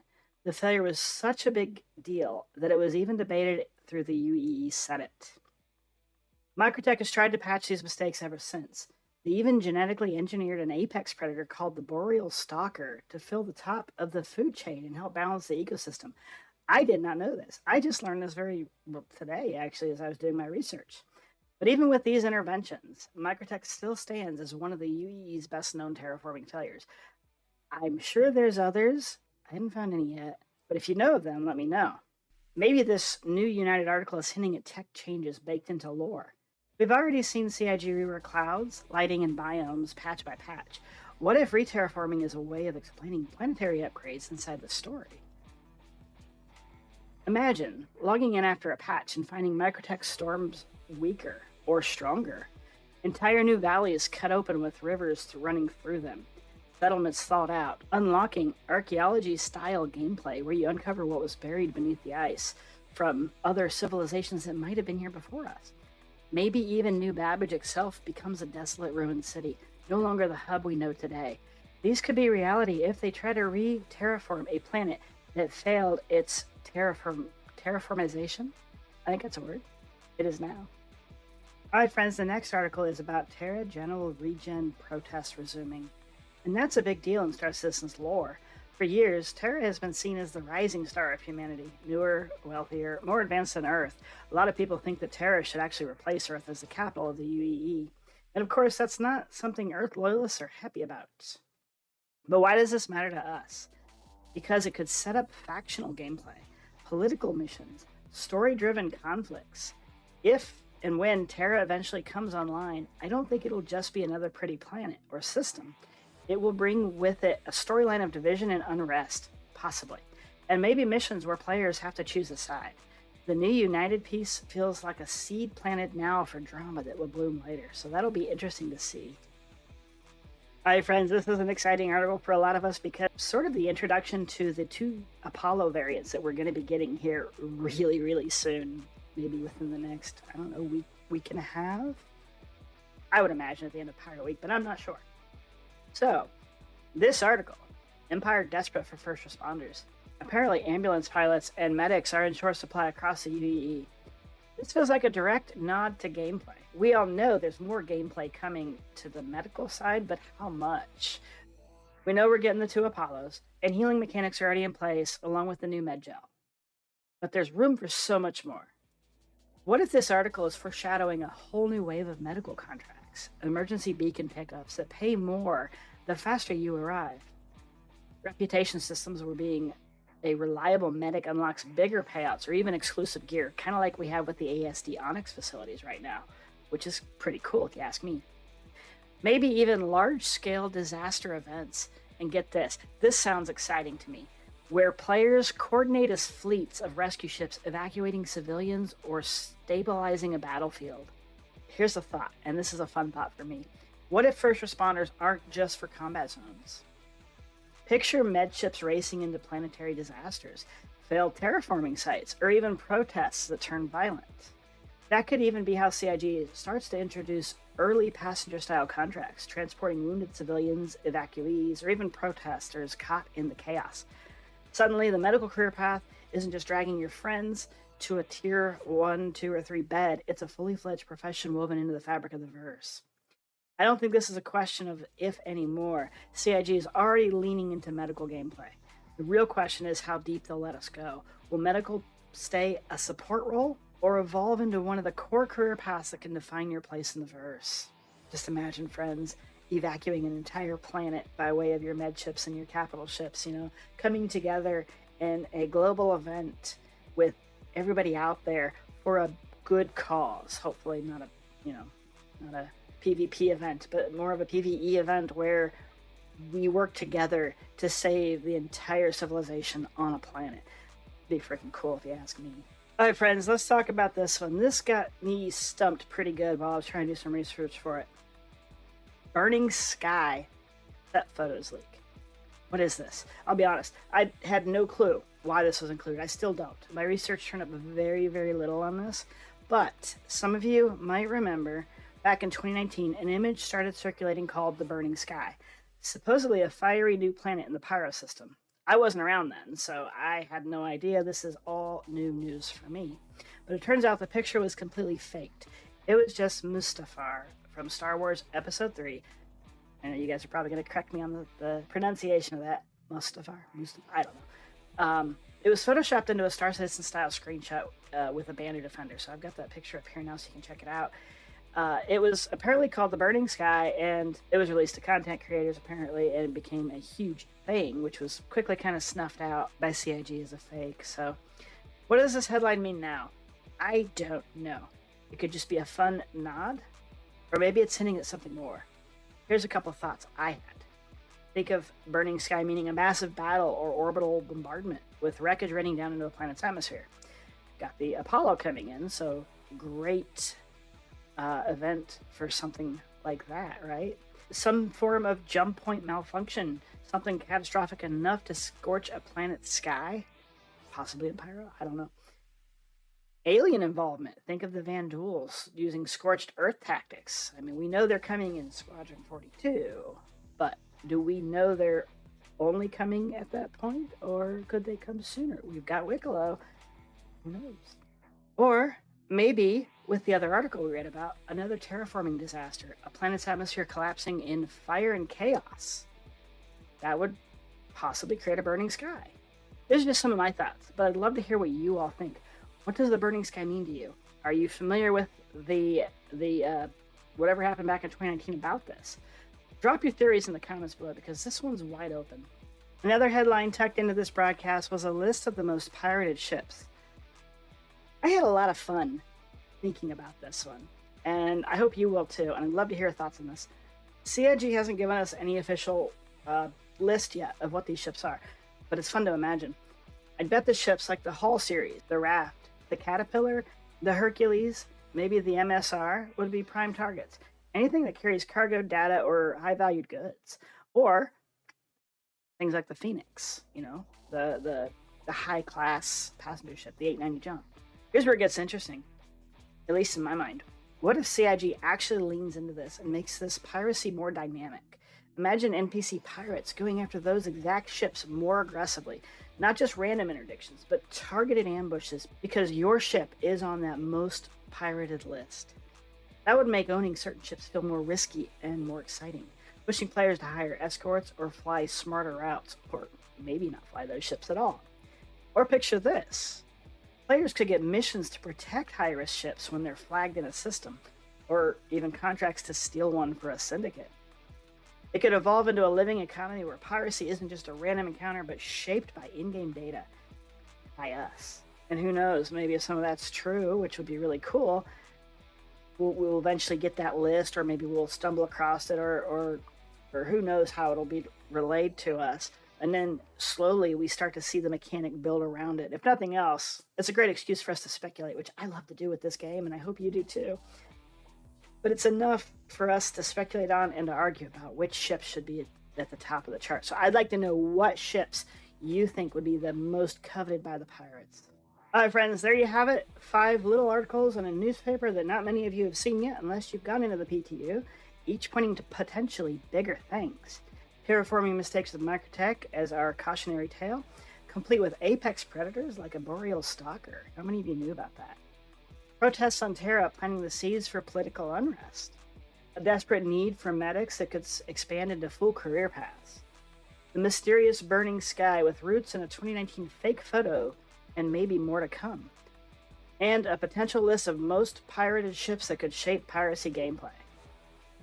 Which of these do you think will hit the game first, if at all? Are we about to see Microtech evolve, Terra politics boil over, or medical gameplay expand into full-fledged contracts, which I'm really hoping for too? Piracy possibly becoming more dynamic, and the burning sky reveals true meaning. Let me know your thoughts down in the comments below. I will be reading through those, and I will try my best to respond to every one of them. So I'm excited to see what you all have to say about that. Also, I want to remind you all about the raft giveaway still going on. We are trucking forward to the 500 comment mark. Once we hit 500 comments on that video, one comment will be drawn for the giveaway of that raft. So one of you will get a brand new LTI raft. Please note, it's not in a game starter package. This is my personal ship. I'm just giving it away to one of you because I love you guys. Additionally, I released a new video series, the first one this past week here, called the CYA series, the Choose Your Adventure series. Check that out if you haven't had a chance to. The goal of it is for me to do what you tell me to do in a playthrough. You set the rules, you set the armor, you set the weapons, you set the ship, you set the location, you set the contract, whatever. Make it crazy, make it chaotic. I had a lot of fun making that video.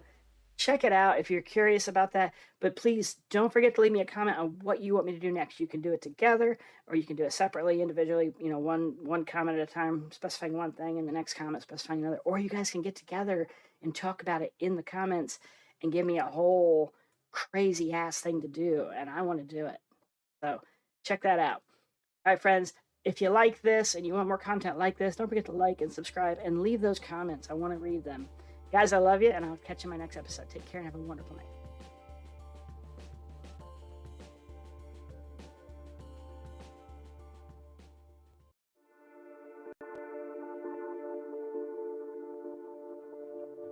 Hello, friends, and welcome back to Emily's Game. I did a video just, 2-3 days ago now about how to quickly sell off a lot of items using a cargo crate or an SCU container. To my surprise, a lot of people asked, where do you even find SCU containers? But that's not what this video is actually going to be about. I'm going to show you where you can find cargo containers, but I'm also going to show you how you can load your cargo containers, because that was also a repetitive question on the video. So I am back at Port Tresler. I'm going to show you where you can buy your SCU containers. So if you're not familiar with Cornerstone, I'm going to post a link to it in the description of the video. So check that out. Use that to find locations. But locations like Dumpers Depot, Platinum Bays, anywhere there's a cargo deck, which is where we are now, Omega Pro, Cousin Crows, there's just quite a few places you can go to buy SCU containers. So definitely check Cornerstone out. It'll tell you exactly where you can go to get these containers. When you come into the kiosk to purchase containers, you can scroll through and look for them, or you could just simply type SCU. SCU is going to show you every SCU container that location sells. So I've already got some containers, so I'm not going to buy any now. But now we're going to show you how to load containers. So the first way of loading containers is if you're buying things. This is probably by far the easiest way to load a container. Let's say you're here and you're like, you know what? I need to buy a bunch of drinks for the mission that I'm going to take a bunch of my friends on. That's my job, to supply the drinks. So you're going to buy the drinks. Before you buy the drinks, you look up here, you're going to see choose sub-destination. Your destination is Port Tresler. Now I've already got SCU containers in my inventory here. So I'm going to choose a sub-destination, and I'm going to pick one of these containers. I'm going to pick the last one because when you go to deliver that from your freight elevator, that'll be the last one in that list as well. So this list and that list actually do match up. I want to say all the time. I'm going to rephrase that. This list and that list on your freight elevator, they should match up. So the last one in this list should be the last one in that list as well. So I'll show you as we progress. So now I've chosen my sub destination. I'm gonna buy 400 of these. Boom! I just packed a crate full of Cruise Lux. What's that? I need more. I need more items for this thing. Okay, well let's grab. I gotta grab 10 tractors for this. I never changed my sub destination. It stayed where I was. Had I left the kiosk, this would have reset to the Port Trezler inventory, and I would have had to come back in here and set it. But it didn't because I stayed in the kiosk. Well, now I need to load up the second 8 SCU with some other stuff. So let's go ahead and buy 6 more of these.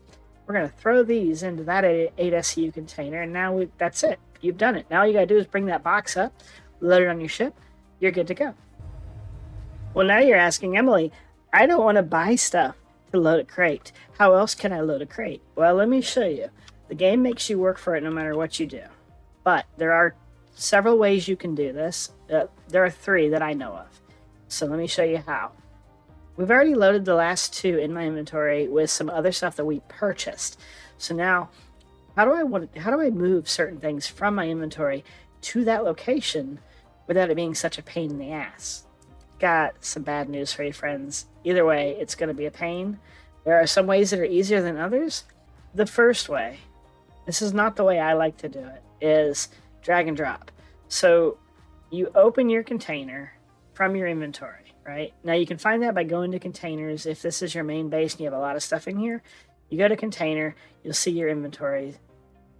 You'll look at your crate, and there's a little, I'm going to call that the expand button, right? It's an arrow in a box pointing upwards.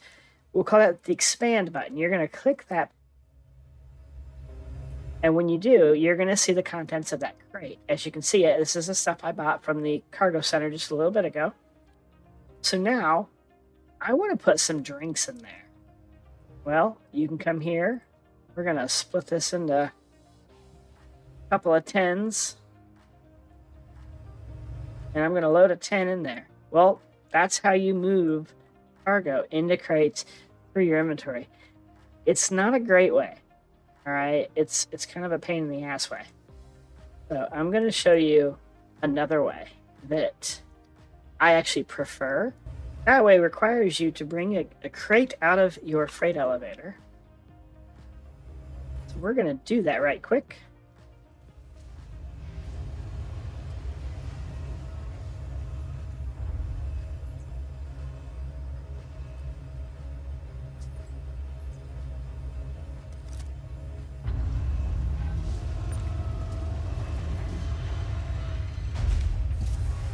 All right, so whatever size you need, bring it out.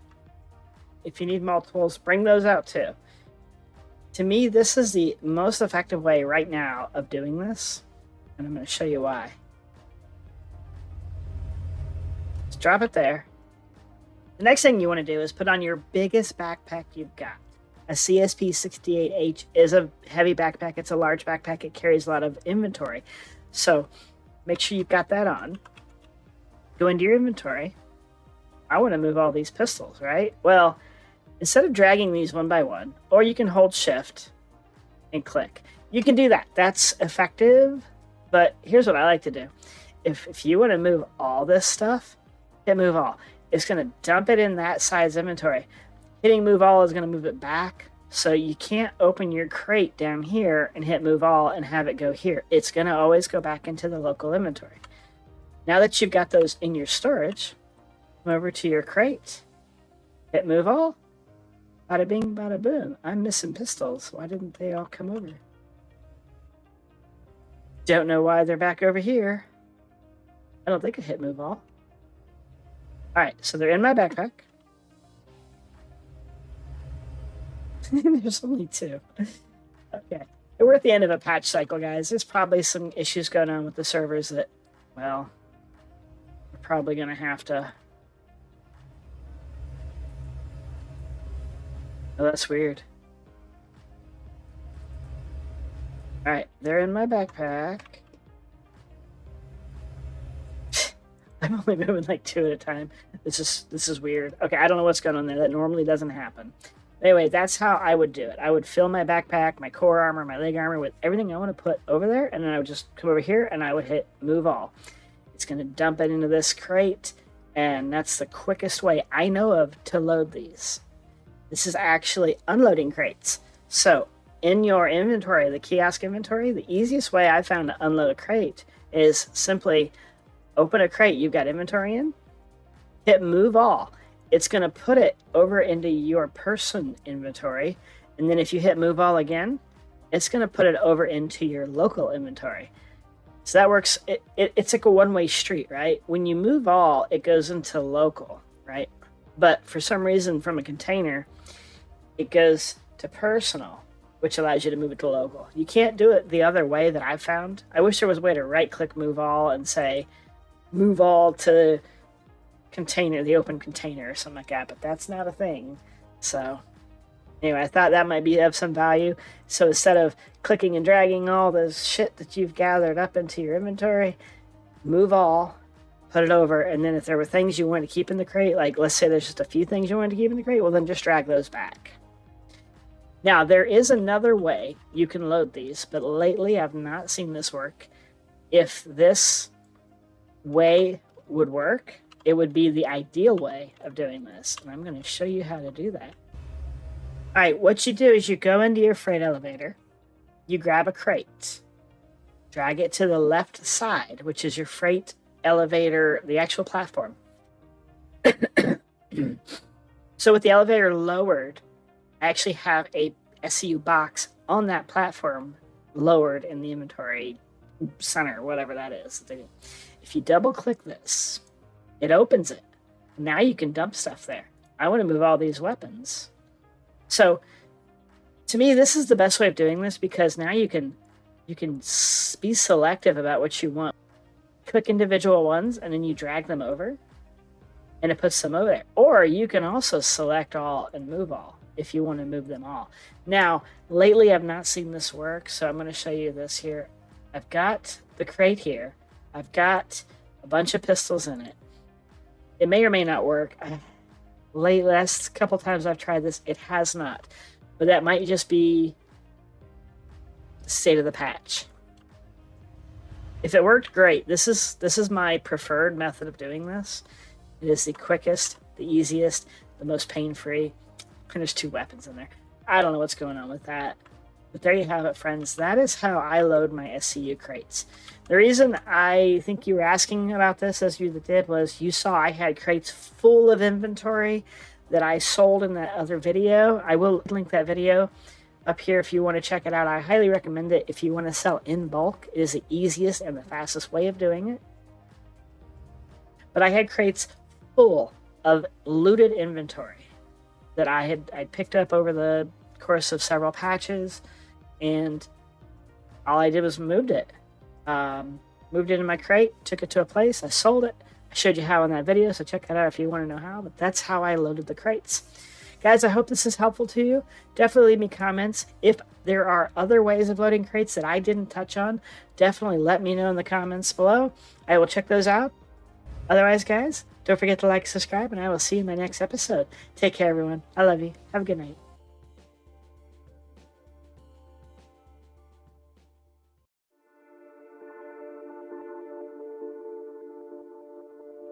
Hello friends and welcome back to Emily's Game. I wanted to update a video I did just about a year ago, maybe over a year ago now, about how to sell items in bulk. We know we can do this with commodities such as RMC or CMAT or gold or whatever other commodities out there at various TDD centers and admin centers. But those of you that like to loot may find yourself with a ton of inventory that you need to do something with eventually. It just stacks up and you got to get rid of it. So what I've done is I've collected a bunch of loot and I've thrown it into some cargo crates. And I'm going to show you how you can offload that stuff and make a little bit of money off it at the same time. So to start, we're going to run into the weapon shop here. I am at Port Tresler, but you can go to any of the main spaceports to do this.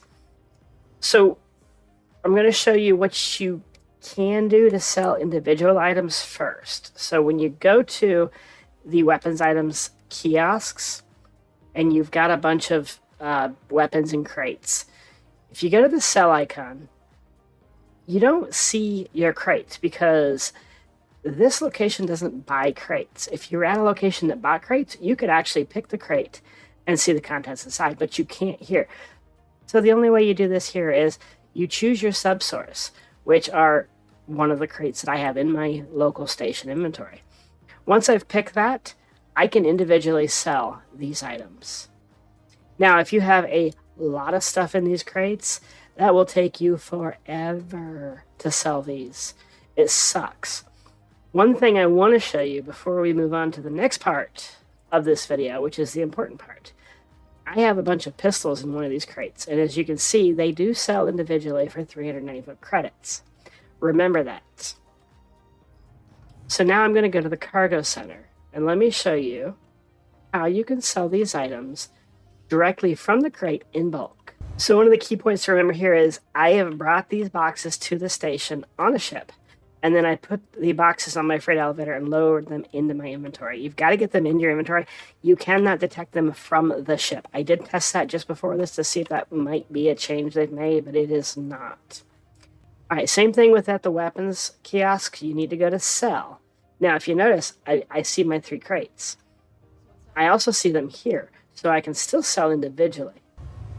All right, friends, this is the crate I had with the pistols in it. As you can see, they don't sell here. I don't know why that is, but you cannot sell those pistols at the cargo centers. All right. Now, if we go back here to sell and go to all options where you see your crates, now you can pick your crate. If you hit quick sell, I believe that sells the crate and not the contents. And I think it dumps all the contents back in your inventory. So do not hit quick sell. You want to select this and then hit sell. And then there you're going to see all the items you can sell. Now, you cannot scroll through this. I don't know why. That could be a just me issue. If you're able to scroll through this window, please let me know. I don't know. I've not been able to do this patch for some reason. I think I could in prior patches, but anyways.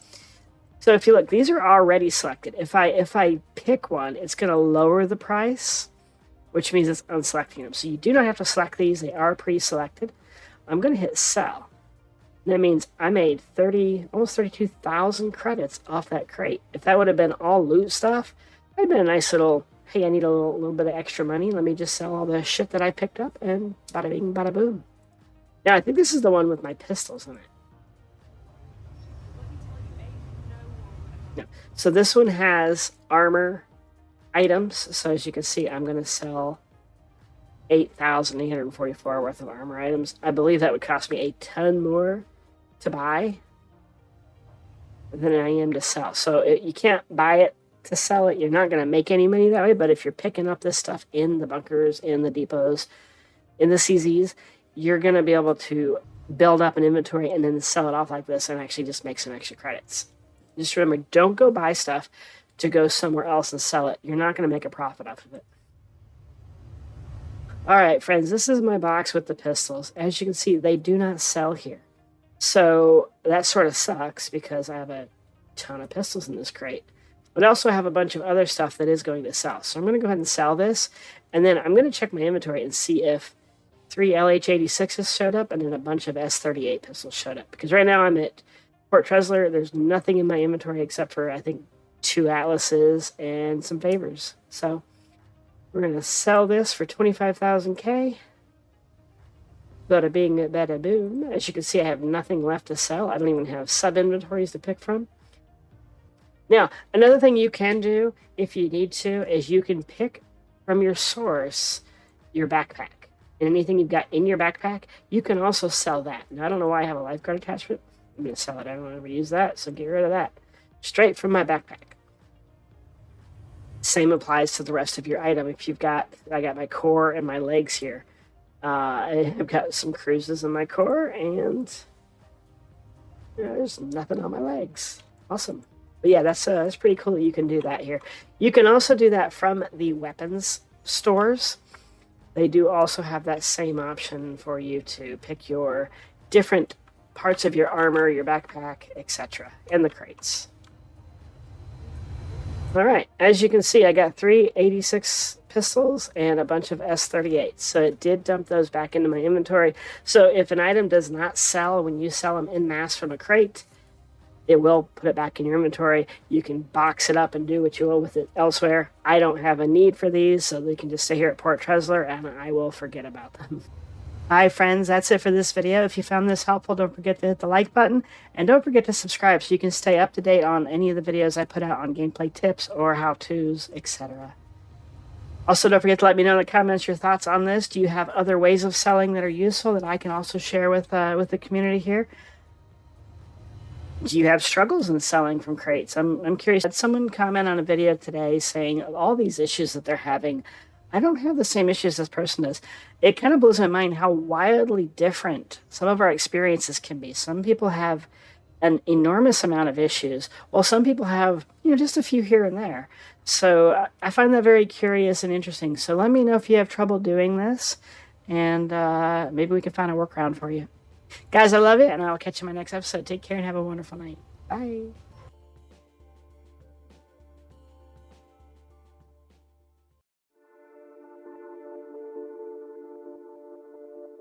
Good evening, friends, and welcome back to Emily's Game. I have had a lot of comments on my video from, I believe it was 2 patches ago, about ship auto-loading and unloading, wanting to know if it still works in 4.1. I believe it does, but we're going to go test it.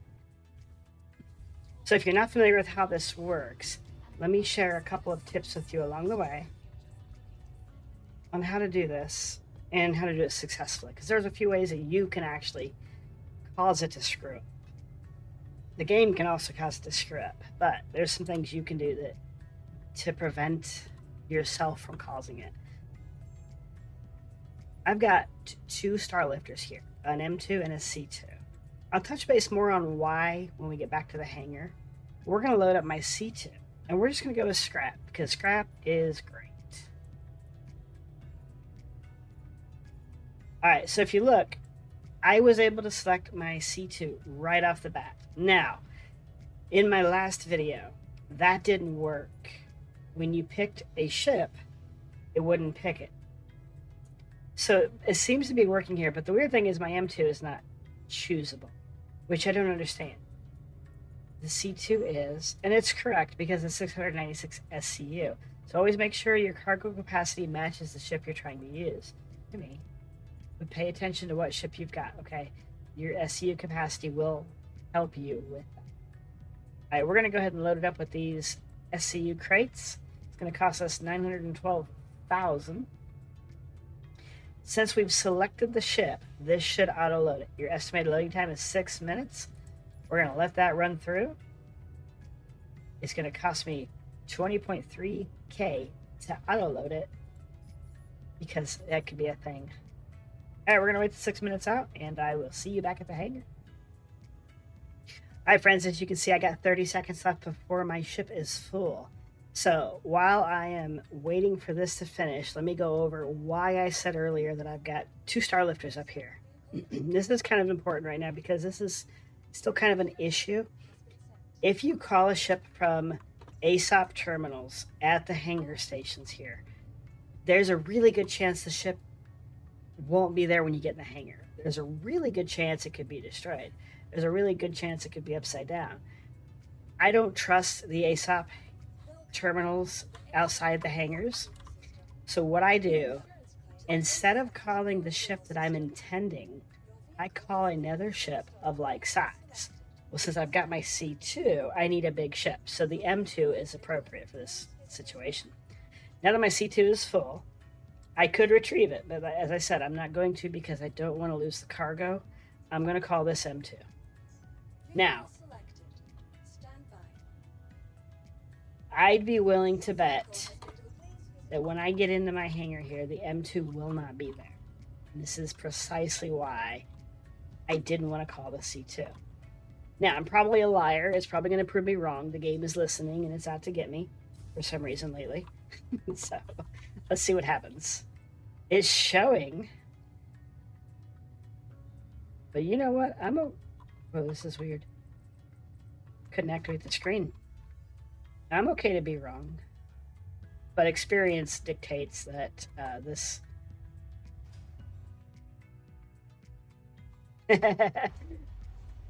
All right, as I said, I was not wrong. My M2 is down there. This is exactly why I didn't want to call the C2. It's broken. So I'm going to claim the M2. So this is a problem if you don't have multiple ships that you can do this with, which kind of sucks. I really hope this gets fixed soon. Yeah, you see M2 Starlifter, claim. I'm going to go ahead and do it. Your insurance claim. Please visit us again. This way it disappears. Oh, hey, look. It's gone. We're going to deliver this. Your vehicle has been delivered.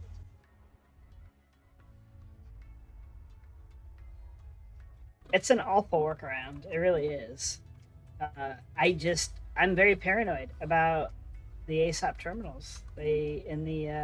Outside your elevators, they just still don't work.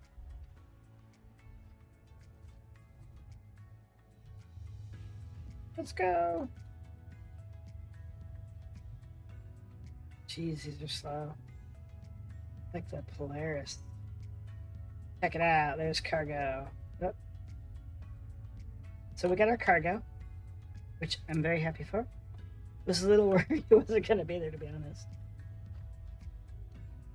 Okay, I'm going to say this a few times throughout this video. Do this at your own risk.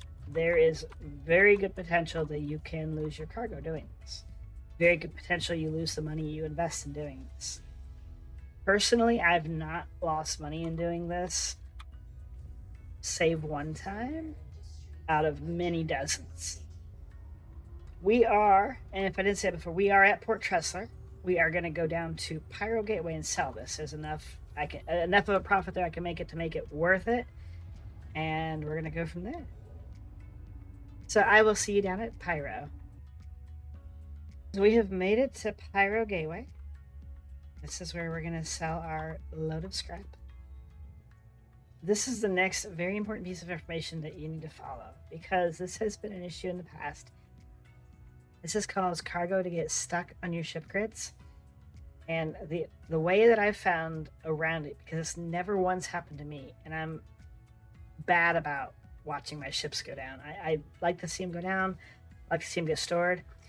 When you store your ship, watch it go down. Make sure it goes down. Make sure it disappears off the pad. What a lot of people were doing was they were leaving their hangar with the ship still up. That's causing the station to auto-store the ship. That is breaking the ship's cargo grid.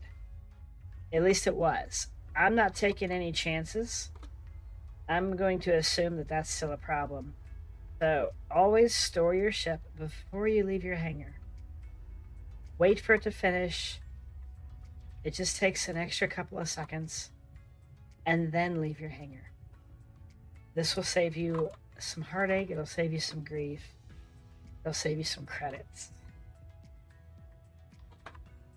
But this is how I have done every one of my auto load and unload ship commodity sales.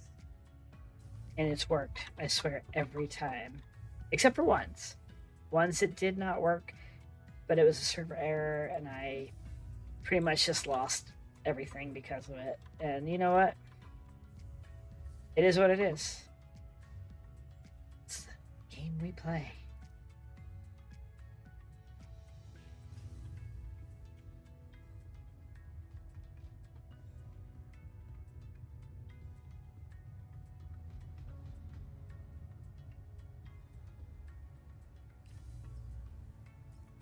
I have another issue too, where if I back up, can't see it now, I get the loot prompt, and for some reason it's been kind of superseding what's in front of me, and I keep looting myself.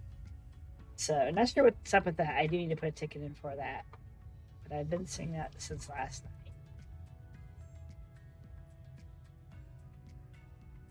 Alright guys, here we are at Pyro Gateway admin panels.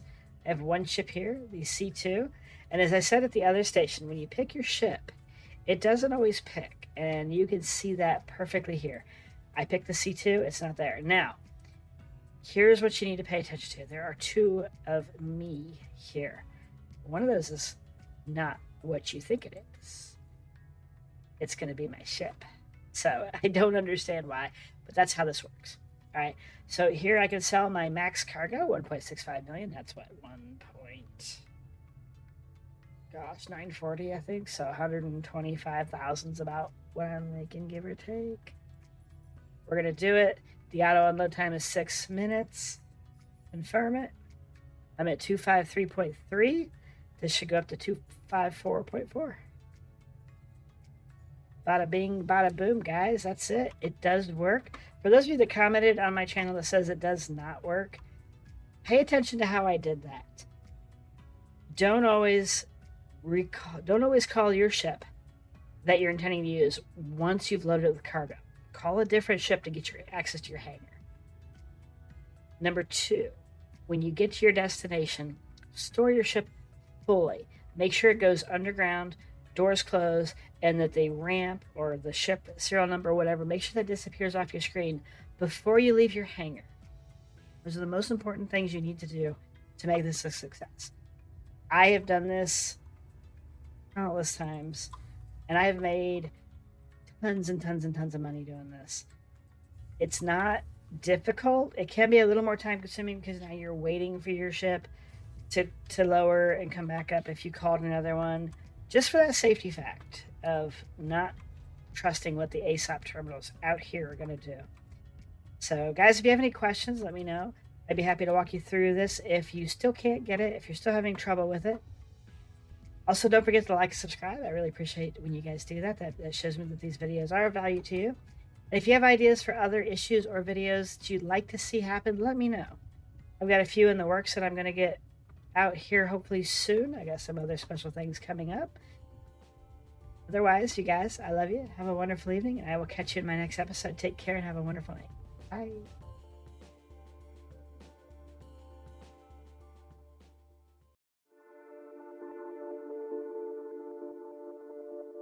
Good evening, friends, and welcome back to Emily's Game. In my video yesterday about how to unload and load cargo, and a lot of questions about, does this work in hauling missions, and why can't I get the reclaimer to do this? So what they're asking is, why can't the reclaimer auto unload and load? I don't know about auto loading the reclaimer. I don't see why you'd want to do that, but yes, it does auto unload. I'm going to show you how. As for hauling missions, I've responded to everyone that I've seen ask that question. No, auto loading and unloading does not work for hauling missions until you're beyond the member rank. Once you get beyond the member rank, the missions that give you thousands of SCUs to pick up and deliver allow you to use the Haul C, which you can pick up from the cargo deck and deliver to a cargo deck, which allows you to auto load and unload. That is the only way I know that you can use auto loading and unloading for the hauling missions. I am currently grinding my way there. I'm about halfway through member rank, so as soon as I get to the part where I can use my Haul C on those, I will put a video out showing you how that works with the hauling contracts. All right, friends, so what I've done is, the ones that have asked about the reclaimer, you're asking because you know how to use the reclaimer. So I'm not going to go through the process of showing you how to use the reclaimer or how I got these boxes. But I did go get these just rather quickly here. I've added some to the grid and not to the grid. So some of these boxes are not on the grid because I want to show you how each box reacts when they're not on the grid and what you can do about that. One of the questions I've seen was, can you only sell on the grid, or does it work no matter what's in the ship? With the reclaimer, you can stuff this bad boy full of a lot of shit. But the grid is only so big. You do have a grid below you, and you have another cargo room down there. You can stack in there, but most people just tend to stuff this room. Now, that does pose a problem. I'm going to show you why. All right, friends, we're going to go and do the next step of this. Of course, the first step being get your shit on the ship.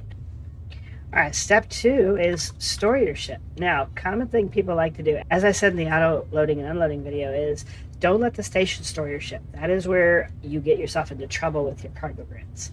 All right, most people will just leave the station through their hangar and the ship will store automatically. It'll go into storage or something worse, give or take. You never know. Welcome to the ASOP What you need to do system. is go into your ASOP while you still see your ship, and you need to tell your hangar to store your ship. Watch it store, make sure it goes away. That is going to be the most likely thing to help you succeed without cargo grid issues. We should see our serial number disappear just like that. She's gone. She's in storage. We are now safe to vacate the hangar. So if this gets fixed one day and you can leave in the ship stores and it doesn't break the cargo grid, awesome. Don't expect it to work. I would just play the paranoid pilot and just do that. It takes a few seconds longer. Big deal, right? Big deal. All right, guys, we're going to head to the TDD and I will see you over there. My friends, we are at the TDD on New Babbage. We're going to come in here and I'm going to show you the next step, which is finding your ship. Now, I've shown, okay, there's that other bug I talked about. For some reason, I can loot myself in front of screens, and I don't know why. But I showed this in the auto load and unload video I've done a few times now. Way down here is the ship I want. Now, when I click on this, I feel pretty certain it's not going to give me my reclaimer. And as you see, there's nothing there. So a good rule of thumb is go up one ship. Now, I have a lot of ships here, so it's going to be really difficult to find if it's not up one. But what I've been finding is it's like it's off by one in most cases, but not all cases. I've seen some places where it's like just all scatterbrained. But there it is. Okay, so up one was the rule here. There's my reclaimer. As you can see, I have cargo on grid and I have cargo off grid. So the importance here is I don't believe we can sell the off grid stuff at all. It's not in this manner anyways. It's not something that the commodity terminal can handle. I believe it's going to tell me that I have insufficient funds or materials. So we're going to go ahead and sell. I believe this is what's on grid. Does it actually say? I don't see where it says. We're going to sell this. All right, so I'm going to have to pay for auto unloading. It's 4.74K. That's not a big deal.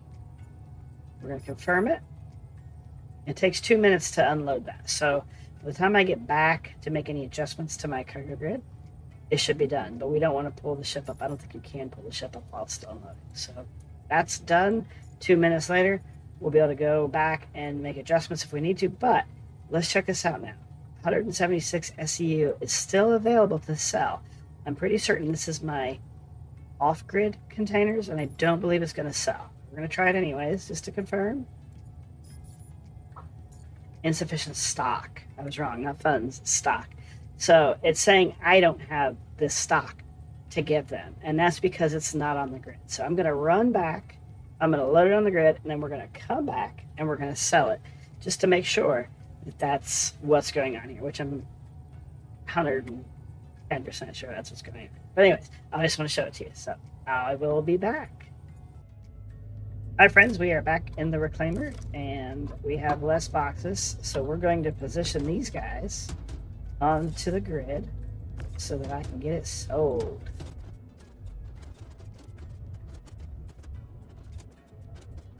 My grid is full, which sucks. I wish there was more room in this room. There's a lot of room in this room. I just wish there was more grid room. No problem. We have room downstairs, not directly below us. There is no cargo grid in the room below us, but there is a cargo hold that we can go to. Get this last box on the grid so that we can get all this off the ship.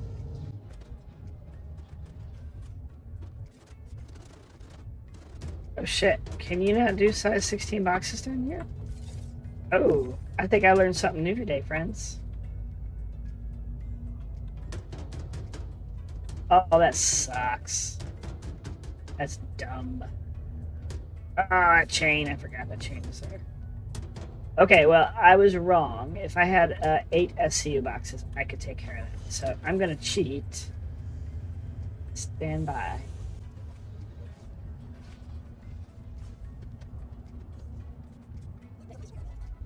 What do you guys think of that Best in Show paint on that? I hated it when they came out, but I feel like I hate it less. And honestly, on the C1, I think I'm actually starting to like it.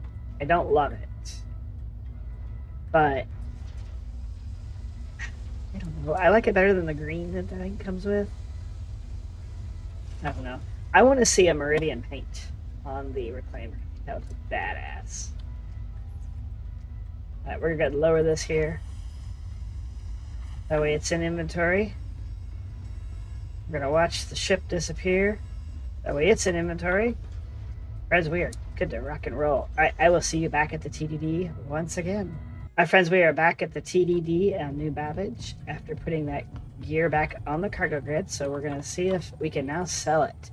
It said before, insufficient stock. We know that's not true. We know I've got it. Girl, you got it.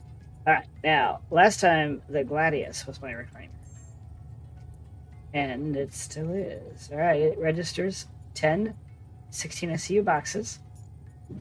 You're going to sell it. Firm it. You keeping busy? Bada bing, bada boom. There you go, friends. Success. You have to have the cargo on the grid. It would be cool if you didn't have to, because underneath the salvage processing in the Reclaimer is a cargo space without a grid, which sucks because you can stuff a lot of boxes down there. But it's, you got to move it. And it's kind of counterintuitive to put your stuff on a grid, come here, sell it, go back, put your stuff on a grid, come here, sell it, and just keep doing it till you sell everything on the ship. It's not perfect, but if you just do little quick trips, like one hopper full, you could probably get away with selling it all at once, and then going back out, do another full hopper full, selling it at once. You saw I made, gosh, 700, 800,000 on just one full hopper. So good stuff, you know. I hope this is helpful to you.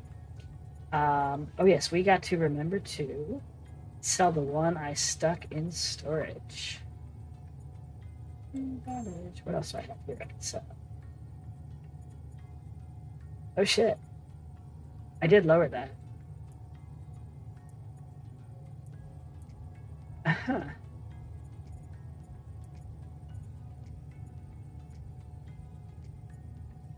That's really weird. I did stick a 16 SCU box in my elevator. I'm pretty sure it went down. Anyways, whatever. It's just one box. That sucks. Probably inventory is just running behind. I've seen that before too. But there you have it, friends. Let me know if this is helpful to you, those of you that do use the Reclaimer. Auto loading and unloading. Really keeps me going through a lot of crap. Did you guys see that guy's head? Exorcist shit going on right here. Oh, that was weird. I'm gonna try to go back and highlight that if he does it again. He's on to me. Gotta go. But anyways, let me know if this is valuable to you, and if you have any other videos you'd like to see how-tos for. Are you running into issues that you've not seen a fix for? Let me know. The more detail you can give, the better. I'd be willing to try and recreate the issue and find a workaround for it. I'm not sure why I do that, but I do like to do that. I guess that's, you know, why I'm in IT. I guess, I don't know. But anyways, I'd be happy to help. So let me know what you got, guys. And as always, don't forget to like and subscribe.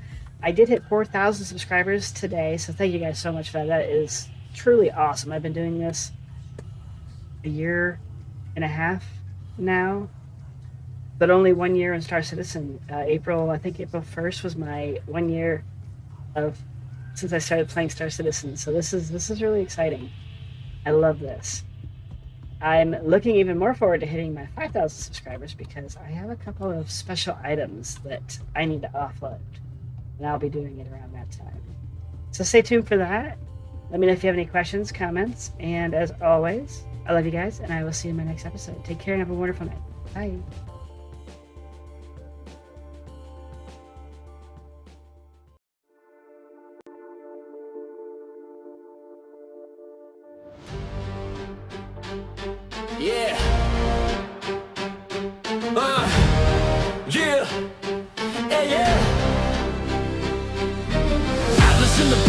heavyweight every day.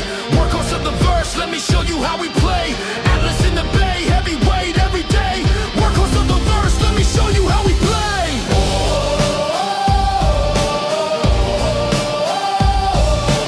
Atlas in the bay, heavyweight every day. Workhorse of the verse, let me show you how we play. Stack it high, C2 stuff to the brim. Atlas rolls in, let the offload begin. Orange steel beast with the claws on lock, calling freight in the dark, running dock to dock. Iron Atlas, built for the grind. Workhorse forever, one of a kind. From dock to deck, through stars we climb. Iron Atlas, always on time.